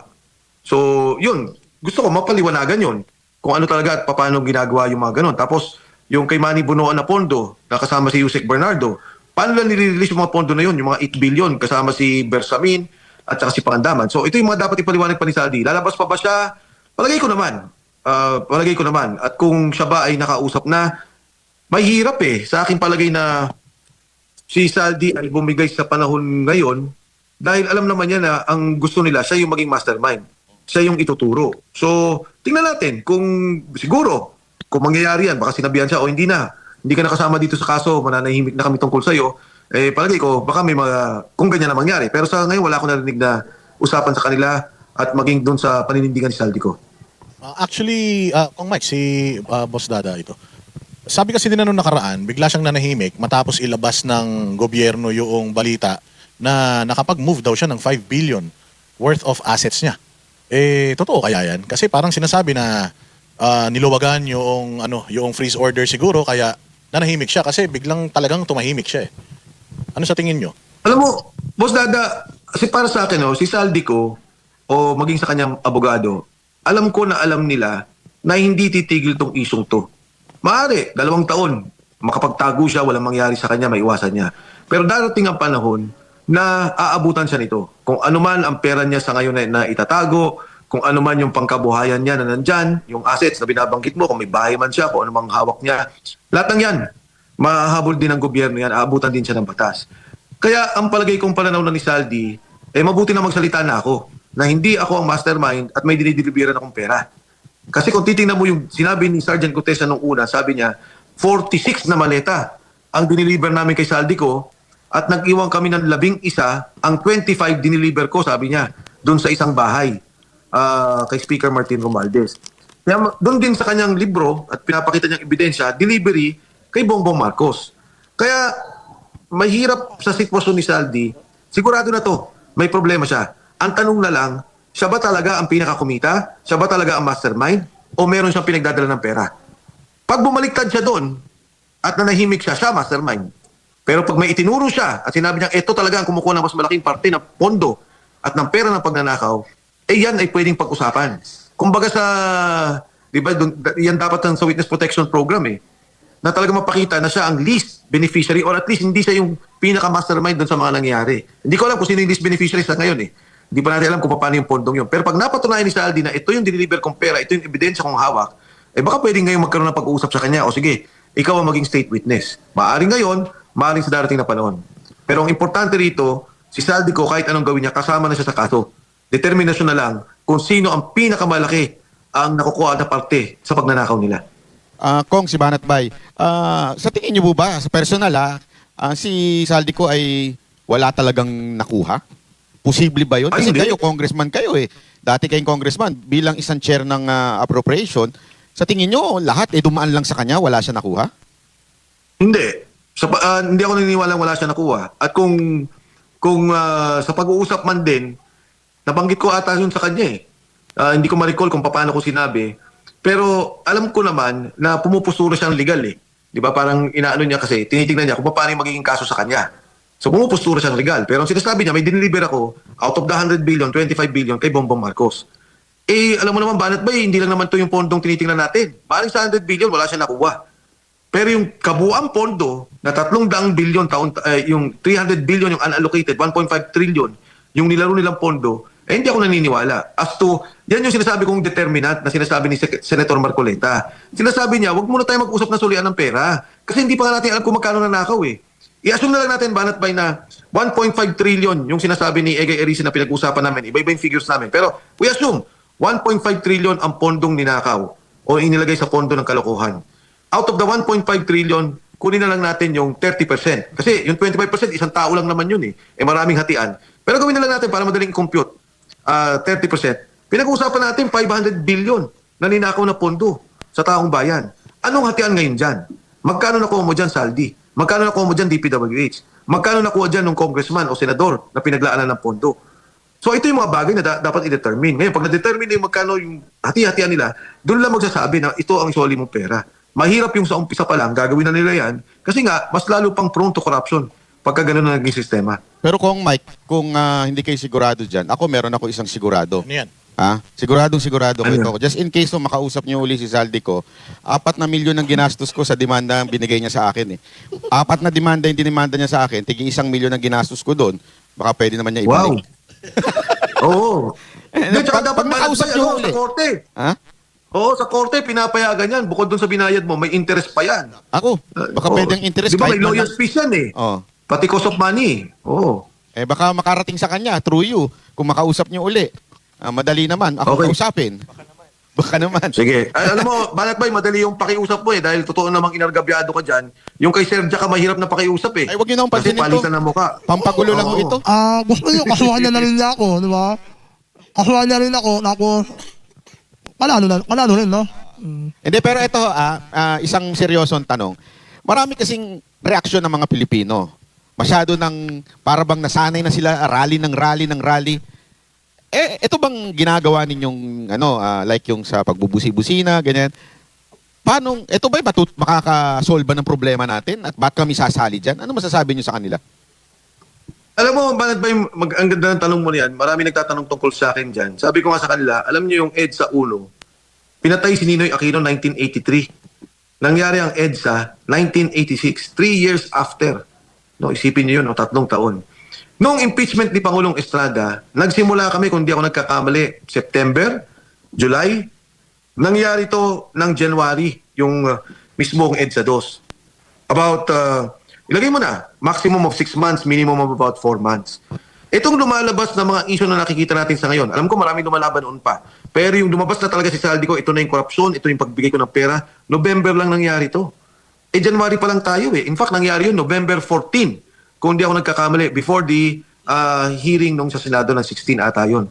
So, kung titingnan mo, hindi talaga hindi naman biglaan. Ngayon lang. At nagulat nga ako, siguro sa tulong na rin ng mga kababayan natin, katulad sa tulong na rin ng Balateros, na pinapaalam mismo yung mga issue sa mga taong bayan, ang bilis na panahon, wala pang 3 buwan, nag-negative 15 talaga. Nagsalita ka agad. Yung Metro Manila, sabi na Luzon, hindi lalaban. Negative sa Metro Manila. Negative sa kabuang Luzon. So, hindi ako nanghihinayang dyan o nalulumo o nalulungkot. Hindi. Talagang tuloy-tuloy lang ang pagkilos natin. Darating din ang panahon na alam naman ng taong bayan eh. Kailangan na natin kumilos. Wala na talaga mangyayari. Hindi na may ibabangon yung ating bansa. Wala nang pagtitiwala. Hindi lamang sa labas, kundi sa loob ng bansa natin, wala nang nagtitiwala. O katulad nito, Banat Bay, di ba? Maging yung mga nagbabayad ng tax, galit na galit. Tayo, may mga negosyo tayo, nagbabayad tayo ng tax. Ayaw mo na magbayad eh, kasi yun lang pala, kukunin lang pala sa flood control. Pupunta lang pala sa bulsa ng kung sino-sino, ng politiko, ng DPWH. So ito yung mga bagay na nakakasama sa ating bansa sa ngayon, na talagang hindi lang ang Pangulo yung galit tayo, kundi baka hindi na umusad yung kabuang ekonomiya natin at yung ating lipunan. Akong Mike, J. Guevara po, nahotal ako dun J. Guevara po ulit. Kasi ngayon, sa pananahimik ni Saldi ko, maraming mga kaisipan ng mga netizen na na mga naiisip nila na pwedeng gawin ni Saldi ko. Na katulad nga niyan, kung halimbawa man na siya ay nakuha na, may po ba siya na bumaliktad? O parang ibahin niya yung mga sinabi niya, parang ituro niya sa mga Duterte. Etong mga nangyayaring nakawan ngayon. Alam mo, Jay, pwede niyang gawin yan. Of course, pwede niyang gawin yan. Pero mabigat na yung mga ebidensya eh. Siya na rin ang naglabas ng ebidensya. ang mga litrato ng lahat ng mga sinabi niya. Tapos nagsalita na rin si Sergeant Gutesa, ito yung dalawang tao. Assuming for example nga, no, katulad ng sinabi ko, magbago ang administrasyon bukas. Abay, lahat ng mga 90 na mga security niya na may kaalaman doon sa delivery ng pera, sigurado ko ipapatawag yun. O anong alam ninyo? Anong nakita ninyo? Wala silang kasalanan na, hindi sila involved. Pero kukunin lang natin yung informasyon. Ipapatawag si Mark Texay at saka si Paul Estrada, yung dalawang assistant niya. Meron yung ledger. O, saan nyo dinala yung pera? Kanino nyo binigay ang pera? Si Saldi ko patuloy na habulin. Pagsasalitain pa rin at kakasuhan lahat ng mga opisyales na na-involved. Kasi ngayon ang nangyari, selective eh. Kung sino lang gusto lang ikulong, yun lang. Kung sino lang gusto lang patawan ng kaso, yun lang. Pero yung mga binanggit na, ako lahat ng pangalan na ilabas yan. Pag-usapan yan. Kasi dapat malinaw na talagang yung korupsyon na nangyari, panagutin natin. Kaya nga binanggit ko kanina, di ba merong isang senador, di ba? Parang kung nagsasalita siya, yung corruption, tapos na-discover. Meron din pala siyang unprogrammed allocation. Tapos meron, ang laki pa rin pala doon ng pondo, yung flood control. Tatahimik na lang ba tayo? Okay na yun. Huwag na natin pag-usapan kasi supposedly, no, yung imahe niya, hindi. Dapat patuloy nating tugisin yon, alamin natin kung ano nangyari. At ibalik natin yung pera ng bayan, yung pera ng gobyerno. Si Risa ba yan? Yung sinasabi nyo? Si Risa ba yan? Anyways, Kong Mike, kasi speaking of restitution, hindi naman daw maliit na halaga lang yung 300 million na naibalik na dahil daw sa inisyatibo ni President Bongbong Marcos. Sabi ni Yusek Claire Castro, hindi naman daw yan nagawa nung nakaraang administration. Anong masasabi nyo doon? Abay, kung meron akong 6 billion kahit na 500 million ang ibigay ko Di ba? Ang mabigat nung kasi, Boss Dada, wala lang kaso yung tao. Yung perang nalabas niya, yung 6 billion, di ba? 60 billion. Para lang maintindihan po maditalya ko po at maintindihan ng mga kababayan natin. Ang actual na sinabi niya, sir, sabi niya, ang nakukuha po ay 8%. So 8% of 6 billion is 4.8 billion pesos. Pero meron din siyang share sa Bids and Awards Committee. Meron din siyang share doon sa pag-audit ng proyekto. Pagkatapos, maraming mga proyekto, siya rin ang gumagawa. Humihiram siya ng lisensya katulad ng binanggit ng isang kontraktor. So, kung kumikita pa siya doon ng mga siguro 15%, 20%, pero wag na nga, ilagay na lang natin ng 10%. So, that is 6 billion pesos. Ang sinoli niya ay 300 million. Ang layo naman nun. Kung ako may 6 billion, kahit 1 billion, nakangiti pa. Ang mabigat dyan, Boss Dada, yung sinasabi lang, maaari magbunga ng korupsyon. Kunyari, Boss Dada, ikaw ang piskal o ikaw yung prosecutor. Sinabi mo sa akin, ilalagay ka namin dito. Nakita ko, mga 6 billion kinita mo O sige, boss, bigyan kita, Boss Dada, 1 billion. Tapos magsusoli ako ng 1 billion. Patago ako ng yung 4 billion, akin na, huwag mo nang galawin. Okay, state witness ka na. Pwede ba yun? Grabe yung nangyari, grabe yung korupsyon. Di ba? Yun ang nangyayari ngayon, Boss Dada. Speaking of state witness, pabor ba kayo na itong si Yusek Bernardo at si Alcantara ay gawing state witness, hindi makasuhan, samantalang may mga senador silang mga binanggit, wala namang mga ebidensya, pero mukhang Senado ang tinatarget ngayon. Ano sa tingin nyong nangyayari dito? Cover up ba to? Scapegoating ba ito? Fall guy ba itong mga pinatatrabaho nilang senador? Tingnan mo to, Boss Dada, no? Nagsalita na nag-affidavit na itong mga taong to, hindi pa sila state witness. So kahit na hindi mo gawing state witness yung mga yan, andyan na, nagsalita na sila, nakapirma na sila. Pero, okay, let's be fair. Nagsasalita na yung mga tao, nagsasabi na ng totoo. Dapat, dahil nagsasabi na sila ng totoo, ilabas na muna lahat. Lahat ng sinabi nila. Kunyari kay Yusek Bernardo, nakagitna siya sa lahat. Kausap niya, senador, congressman, delivery kay E.S. Bersamin. Uli natin yung detalye noon. Bakit ka nag-deliver kay E.S. Bersamin? Bakit si Yusek Traygib Ulaybar, may 8 billion yung binabanggit na pondo na sinasabi nila noon, mali ka, Saldi ko, hindi ikaw nagbigay ng pera. Kay Traygib Dumanto. So dapat, palabasin muna nila yung kaso, pagalawin nila yung kaso, tapos doon na nila makita. Yusek Bernardo, ikaw palang nakagitna ng lahat ng proyekto ng gobyerno. Meron ka palang 2% sa lahat. Manny Bunuan, ikaw pala ang mastermind na binibigyan ng pera. Ngayon, Yusek Bernardo, gagawin ka namin state witness. Ito ang isoli mong pera. Hindi pwedeng yung ginawa nila ngayon na state witness na kagad. Tapos magkano yung susoling pera, hindi natin alam. Nakapirma na Kahit na hindi nila gawin state witness yun, wala namang problema dahil may affidavit na. Kaya medyo yan ang sinasabi ko na moro-moro may script. Kung sino yung gigipitin, kung sino hindi gigipitin, at syempre, iiwas yung totoong mga mastermind ng korupsyon dito sa ating gobyerno. Isa pang nakikita namin na parang ang tawag dito, yung pinagtatakpan or dinadivert yung mga issues at mga para hindi masisi sa kanila yung flood control scandal. Itong mga senador na lumalabas yung mga pangalan, lumulutang yung mga pangalan, sila yung parang mga naunang kinakasuhan tsaka mga nauunang nakukulong. Eh napakarami namang mga binanggit na pangalan pero bakit parang senador yung naunang mga nakukulong. But anyways, mukhang nawala si Congressman Mike Defensor sa Parang nalobat ata yung laptop niya. Lobat yan. ewan ko, parang hindi yata maintindihan si Sir Jack. Kaya parang akala niya choppy. Kaya nga eh. Hindi naman choppy, si Sir Jack lang kasi yung nagsasalita kanina. Kaya nga. Since wala na si Iko, wala pa si Iko. Ikaw na sumagot. Ano mo kanina? Yun nga, nakikita nga natin kasi papunta tayo doon sa yung smoke screen. Yes, scapegoating. Scapegoating. Kuya, obvious naman. Alam mo Sa tingin mo, itong mainit na mainit yung issue sa'yo Yung sa medical certificate Oh. ni President Bongbong Marcos. Sa tingin mo ba, itong lumabas na na medical certificate na ipinagsishare niyo? Again, hindi ikaw ang nagsimula. Hindi ako nagsimula niyan. Merong nag-share nun. Marami nag-share. Ang ulti may mga kabulang parlor nag-share Tapos tulungan ako, siyempre, malabo. Nananabuan ako. Sabi ko, nakulisip ako, ano kaya, i-agent ko kaya sa photos. Ayaw. Ang ginawa ko, GPT. Matalino yun Sa unas mo lang yun. O, kalimot ng pogi. Gagawin niya Anong ginawa ko, palinawin mo. Nilalinaw niya. Yun, nabasa ko na. Tapos, siyempre, kumikante ako, di ba? Kumikante ako, ang ginawa ko, sabi ko, para mas maganda, para mas makulit, para mas malakas yung impact sa tao. Gagawin ko, siguro sa palagay ko, Yun yung di ginamit ba? mo. Ayun yung ginamit ko Sa nun palagay mo. Sa Hindi ka palagay naman eksperto, Yes, hindi ako Sa eksperto. palagay mo lang. Sa palagay ko lang. Siyempre, kumikante ako, pinasukan ko na lang kung ano-ano yung kwento. Di ba, sabi ko, sa palagay ko, si Bongbong Marcos, may cancer sa kanilang betlog. Di ba? Palagay ko nga Hindi ko naman sinabi may cancer siya. Hindi mo naman Di ba? mali yung nila. Tapos nila mo pa yung photo, nakalagay January 20, ewan ko basta January 2022. Bye-bye, Hindi mo sinasabi na legit yung dokumento na yon. Sinabi mo lang, pinalinaw mo. Nilalilaw ko, tapos nilagay ko ng kagawa-gawang kwento. Kasi nagsisirculate naman na yan. Kasi maglalakaw siya Di ba? Yun nila yung paraan ko para makaganda di ba? Maglalakaw ka, hayop ka Ako yung paraan. Di umano. Nanggigigil ako. Di umano. Di umano. Hindi, kaya lang, yung isang abogado, binanatan ka, di ba? Yung ano? Si O, ano sister. sa palagay mo? Yung Jesus na makla. Oo.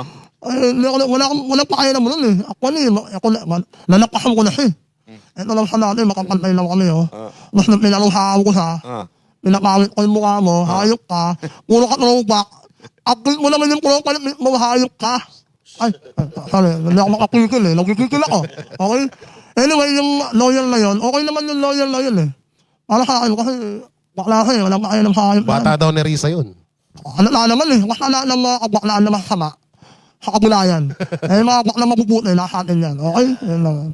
Ayun na nga, nakita ko yung mo doon yung post ni Sir Jack doon. Sinabi mo na sa tingin ko, Sa palagay ko. palagay ko, so, alam naman natin na komedyante to Ngayon, nasa comprehension mo na yan. Yes. Kung papaano mo iintindihin yon or iti-take yon. Tama. Oo. Pero sabi sa akin ng kaibigan natin, Abogado. na lawyer, Oo. siguro wala na mga kalaban, mga kagulang Ano palo. naman niya doon, posible. Posible. Parang Si hinihikayat Atty. Admar. niya Si Atty. Admar. Hindi, si Atty. Admar. Posible makawala to ng mga kagulang palo, tapos pag kinagat natin, tayo yung pain. Pero nandito na si Sir Mike kasi Sir Mike, ano lang- Sec Mike. Sir, Ngayon napag-usapan namin Sec Mike kasi kanina bago tayo naputol, ang pinag-uusapan natin yung smoke screen. Mhm. O ngayon may lumabas kasi na na medical certificate at may mga lumabas na issue lately tungkol sa kalusugan ng ating presidente. Do you think Sir Mike, madaming mga doon sa lumabas na di umano, sabi ng St. Luke's, peke daw yung MedCert na yon, madaming na flag doon sa doon sa post na yon. At kasama na nga itong si Sir Jack na flag doon. Hindi naman niya sinasabing legit yung dokumento na yon or screenshot ng kumakalat na dokumento na yon. Pero you think Congressman Mike or Sec Mike, part to ng kanilang smoke screening para malihis yung issue ng flood control? Well, Boss Dada, hindi ko alam kung anong diskarte nila talaga dyan. Pero yan, masama yan dahil, di ba nga sa saligang batas natin, pag incapacitated ang Pangulo, kailangan talaga mapaalam sa taong bayan. Hindi na to question ng personal na impormasyon o personal na kalusugan ng Pangulo, pero lahat ng mangyari sa kanya kasi may implikasyon sa ating bansa, sa ating gobyerno. Kaya nung mga kapanahunan na nandyan ako sa gobyerno, immediately naglalabas kami ng medical bulletin. Kung minsan, pagka ginawa na ng doktor, pwede niyang ipabasa sa amin o kung di kaya, talaga tatawagin namin yung mga doktor para kung pakiramdam namin, may mga katanungan na hindi namin masasagot. So talagang ganun yung gawain. Hindi pwedeng yung yung ginawa nila na press press briefing sa Malacanang, pagkatapos nagpakita na ng video, kailangan may actual medical bulletin ang mga doktor. Of course, itong lumabas sa public advisory, nakikita natin sa screen, naintindihan ko, syempre, yung St. Luke's, binavalue nila yung, tawag dito, yung personal na karapatan, yung data privacy ng kanilang ospital at yung karapatan ng kanilang mga pasyente. Pero dapat sana ang palasyo mismo ang naglabas kagad. Ito ang medical bulletin o doktor na magsalita ng ating Pangulo. Para wala nang tanong, malinaw kagad yung mga lumalabas. Ang nangyari kasi siguro, Boss Dada, kaya sinasabing smokescreen, nagulat ako Madaming na-excite, maraming nagpasa-pasa tungkol dyan. Maging ako, binabantayan ko ano ba talaga yung nangyari.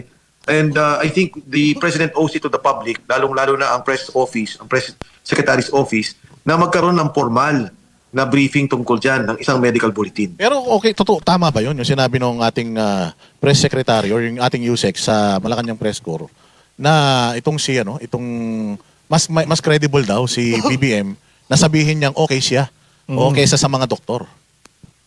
Kasi katawan naman daw niya yan. Walang ganon. Ang katunayan dyan, Boss Dada, nung una nga parang nagpunta ang Pangulo ng ospital, syempre pwede kami sumagot, no? Na, hindi, walang problema ang Pangulo, but we cannot even say that.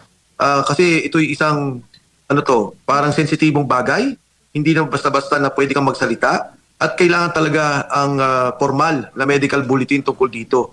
Kaya yung ginawang yan, mali din yan para sa akin. Hindi naman hindi naman komplikado, Boss Dada, di ba? All you have to do, and yung ginagawa namin sa labas ng St. Luke's, yun lang, yung mismong podium doon.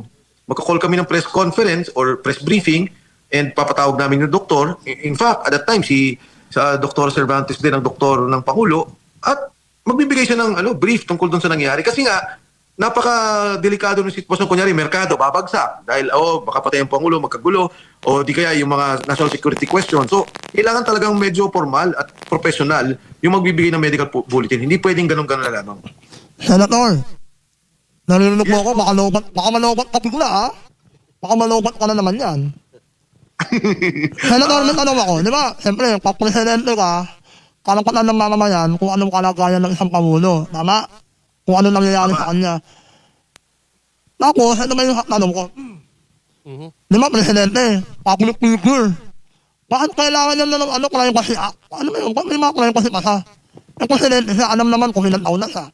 Alam na kung saan siya nakatira. Di ba, bakit kailangan pa ng privacy?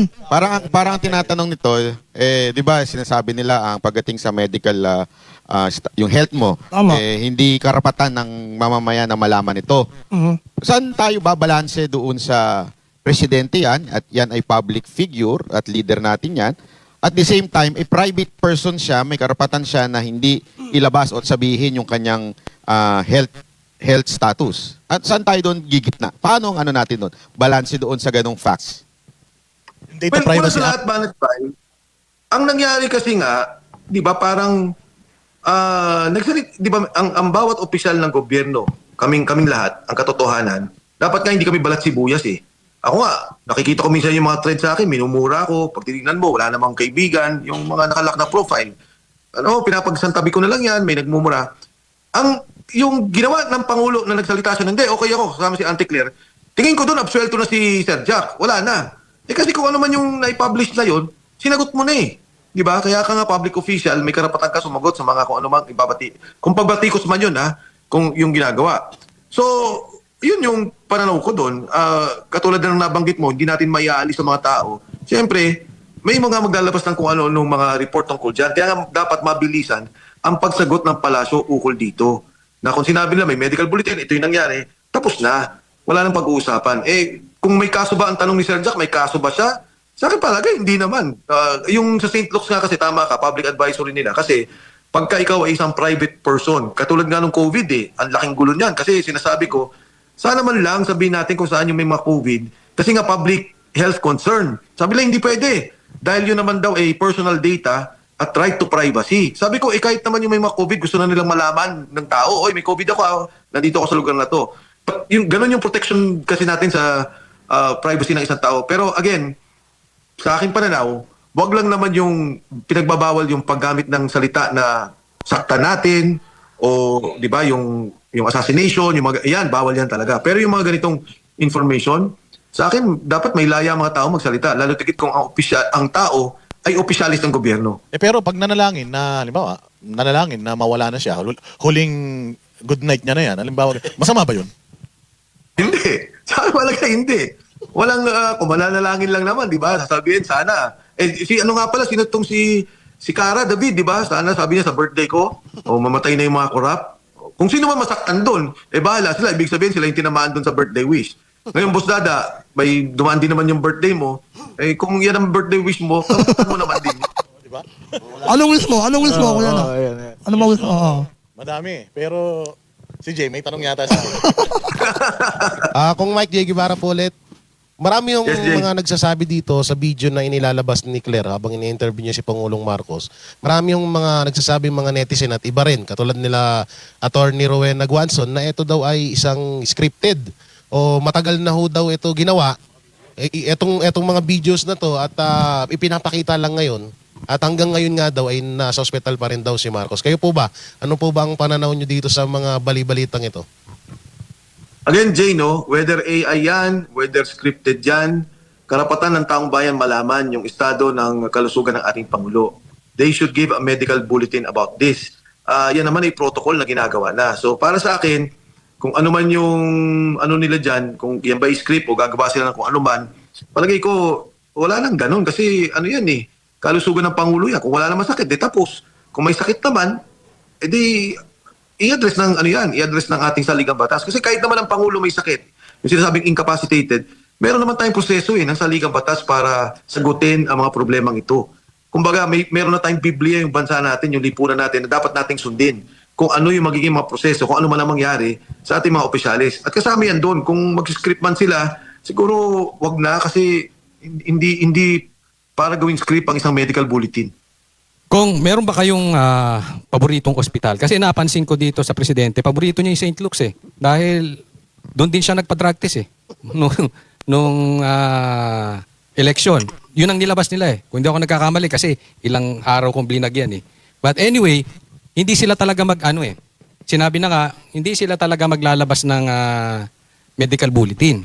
No? Pero hindi ba ito responsibilidad ng AFP na alamin din yung tunay na kalagayan ng presidente? Kasi kung hindi ako nagkakamali, bagamat ako hindi abogado, responsibilidad nila yan. Actually, ang responsibilidad talaga pangunahin, ang Pangulo mismo, ang opisina ng Pangulo. Kailangan nila magkaroon ng medical bulletin upang ipaalam nga sa taong bayan ang sitwasyon ng Pangulo.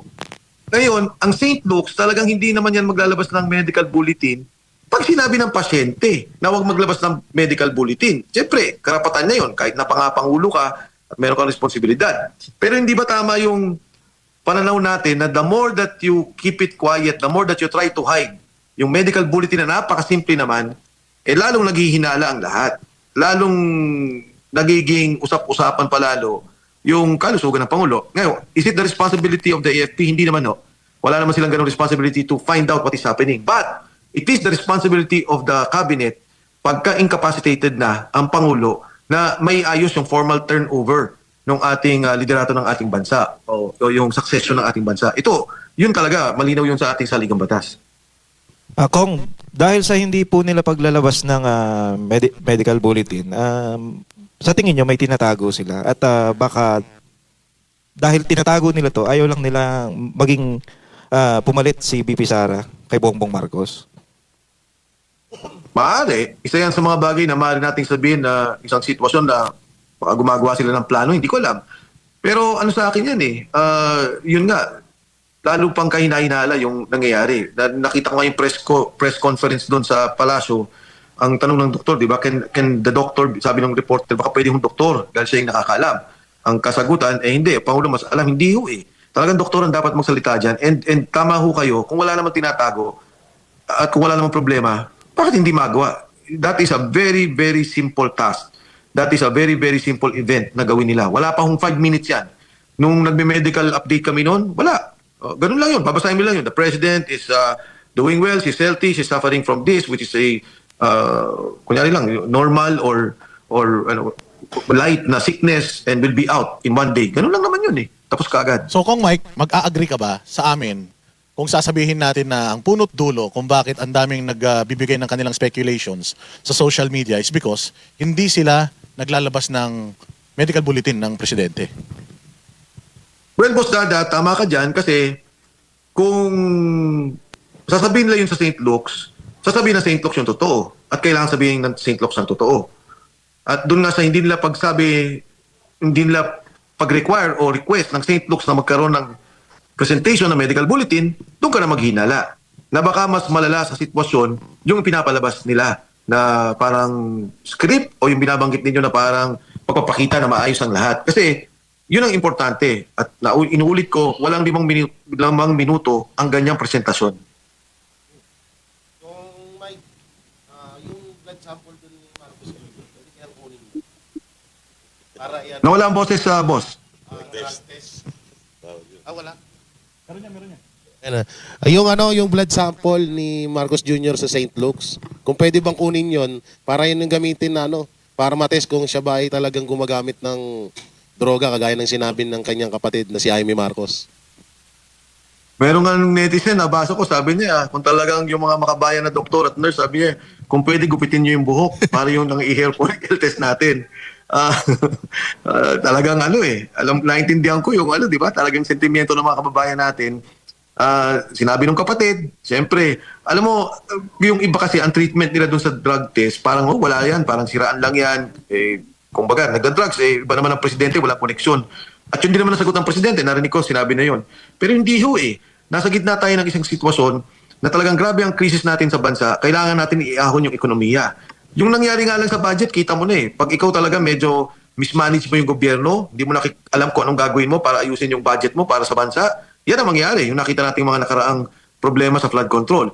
O di kaya sa West Philippine Sea, nagkainitan tayo kailan lamang. Pagka medyo, di ba, hindi maganda ang kalagayan ng utak ng ating Pangulo o yung namumuno sa atin, kung biglang magdeklara ng gera o biglang ipinasara yung, kunyari lang, pinasara kagad yung embassy at magkaroon tayo ng kaguluhan, talagang buhay natin ang nakatapat. Kaya importante po yun. Malaking bagay yung inihingi natin na drug test. By the way, binanggit yung St. Luke's ni Coach kanina. Alam mo yung sa St. Luke's na nalaman ko, walang nakakita na nagpa-test. Basta binigay na lang niya yung papel, tapos na daw yung drug test at yun na yung pinalabas sa media. Pero yung mismong nung kampanya na sinasabi na karoon ng drug test sa St. Luke's, walang makapagsabi pa paano ginawa yun. Yun na nga kong actually sinasabi yung iba na nagpa-drug test, nagtawag pa ng media at sa PDEA. Eto bigla na lang nagkagulatan kinabukasan, meron na rin ako, sali ako diyan. Galing St. Luke's. Oo. Tama. At yun nga, nalaman ko, akala ko kasi actual din kasi kasama naman din ako nung kampanya. Akala ko naman, actual na kasama ng mga tao, nagpunta doon, nagkaroon ng drug test. Yung pala hindi. Tapos na, binigay na lang. At yun na yung pinakalat. Pero total, kung andun na rin siya 'di ba? Pag-isahin niya na. Para yung tiwala, kasi itong nangyayari, yung hindi nila pag-iwas sa medical bulletin, is the same thing as pag-iwas dito sa hair follicle test. Total, balik-balik na naman siya doon. Di pagsabay, pwede naman di ba? Madali lang yun. Siguro isa yun sa ipanawagan na natin. Alam mo, Coach Oli, nung araw, nagsalita yung media, sabi nila, may addict sa kabinete. Magpa-drug test kayong lahat. Ako talaga ayoko. Sabi ko, ba't ganun? Sinabi lang ng media, may addict, lahat tayo papadrug test. Ang mabigat, lahat ng kasama ko nagpa-drug test. Ay kako, pagka hindi ako nagpa-drug test, hindi ako pagbibintangan na addict. Kaya napilitan ako magpa-drug test. At magugulat ka kasi, yung drug test namin, yung nurse, ayaw ipasara yung pinto. Sabi ko, hindi pa pwedeng, di ba, yung urine test nun. Ayaw, gusto nakabukas. Kako, baka mabusuhan ako dito. Alam mo naman, di ba, kakalat kagad yun. Lalo't-lalo lumalabas sa mga video-video. So, nung tatapos yung drug testing namin, ayun, awa ng Diyos, wala naman nag-positive sa miyembro ng kabinete. But it was so easy to do that. Yan yung amin nga, wala naman nagbintang na kapatid ko na sinabi, addict yan si Mike. O nagsabi na, nagdadrugs yung si Mike. Ito, may nagsalita, kapatid niya pa, senador pa. Kaya talagang lalong dapat nga niyan sanang patunayan na hindi totoo yan, ito, nag-drug test ako, negative. Panahon nyo yun, no?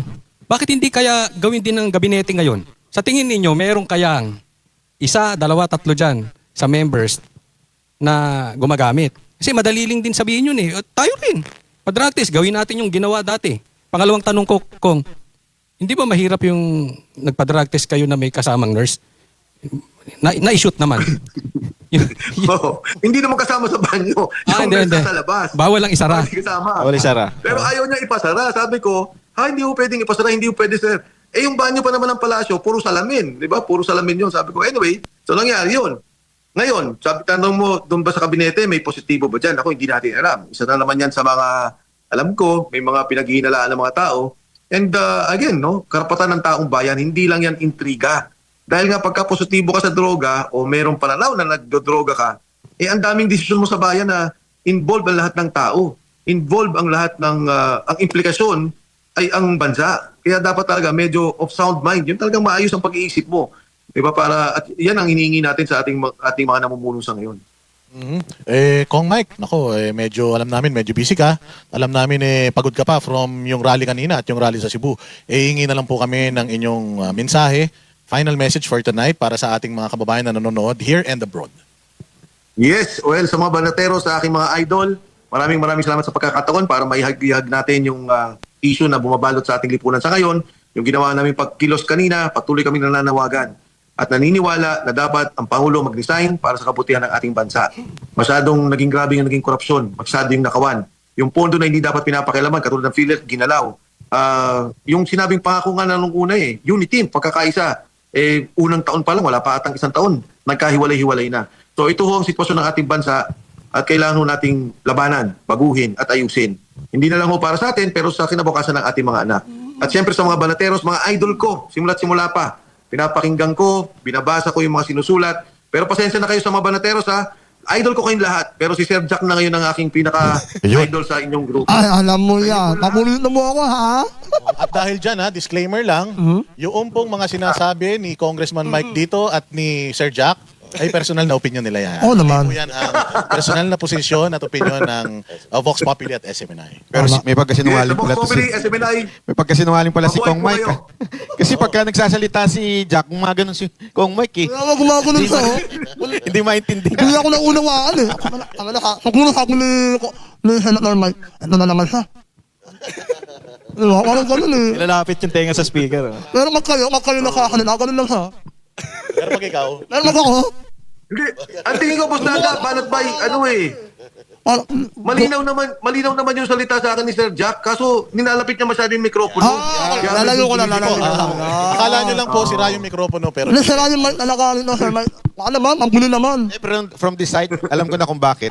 Nakatapat sa ilong Hindi siya magsalita Oo, ano? Nagkakatanong ko na lang. Pakawalan na natin si Sir Mike. Maraming Kong Mike, salamat. Mike, maraming salamat po. Mabuhay, Vox Populi. Former Thank you. Congressman and Chief of Staff ng Future Presidente. Senator. Oo, si Congressman Mike Defensor. Future Senator, sabi ni Sir Jack. Oo naman. Again, disclaimer lang, yung opinion ni opinion ni Congressman Mike at saka ni Sir Jack ay kanilang opinion niya. Ako na si Senator Mike. Hindi naman sila nakakalay ng prinsipyo ng tita niya, si Mike Defensor, di ba? Matalino rin eh. Matalino, pero mas matalino talaga si Miriam. Sorry, Sir Mike, wala ka na eh. Si Ma'am Miriam na yung pinaka... Wala na, kanina kausap lang natin. Kanina okay pa kami. Kasi si Ma'am Miriam talaga, kung nakukuha kayo, baka Grabe, no? kasama niya. Lahat din naman ng tinanong natin, walang Walang- gatol, no? Walang listahan. Alam mo, ang dami nating na-interview. Kuya, dito na ganyan. napapansin ko lang, lahat ng na-interview natin, 10 sekundong tanong, 20 minutes na sagot. Mostly ganun, no? Bakit naman alino, no? Pero alam mo, dahil sa nagtatanong yan Oo, eh. Maganda kasi yung mga tanong ninyo, Kaya- kaya gano'n. Kasi maraming mga nagtatanong na hindi magandang sagutin. Pero congratulations segue lang, congratulations. Yun. Pastor Apollo Quibolo. Yun, no? Congratulations. Sa kanyang award na natanggap. Mindanao Pastor, congrats, People's Pastor. Choice Award. Ayan, no? Honored with the Ministry Service Recognition Award. Named Youth Advocate of the Year at Mindanao People's Choice Award in 2026 dyan sa Coronadal City. Congratulations, Pastor. Grabe, nakano na si Pastor. Yun, no? Congrats po. Pero kita mo naman. At syempre, Yun na. happy birthday. Walang iba. Yan. Bago tayo magtapos, tuluyang magtapos, batiin po muna natin ng happy birthday. Walang iba kundi the Big Daddy, Boss Dada. Yun, no? Happy birthday to you, partner. Sana marinig namin yung wish mo. Yun, no? Oh, yung t-shirt niya. Kung naman yung t-shirt niya, oh. Lumuwag. Kasi lumuwag na sa akin. Lumuwag na yan. Thank you very much. Wish ko. Good night mo na. Good night. Yo, happy birthday! Sa SMNA Family Banateros, maraming salamat. Siyempre, kay Pastor Apollo Quiboloy, maraming salamat sa tiwalang binigay mo, hindi lang sa akin, kundi sa Banateros. At siyempre, maraming salamat kay Banateros.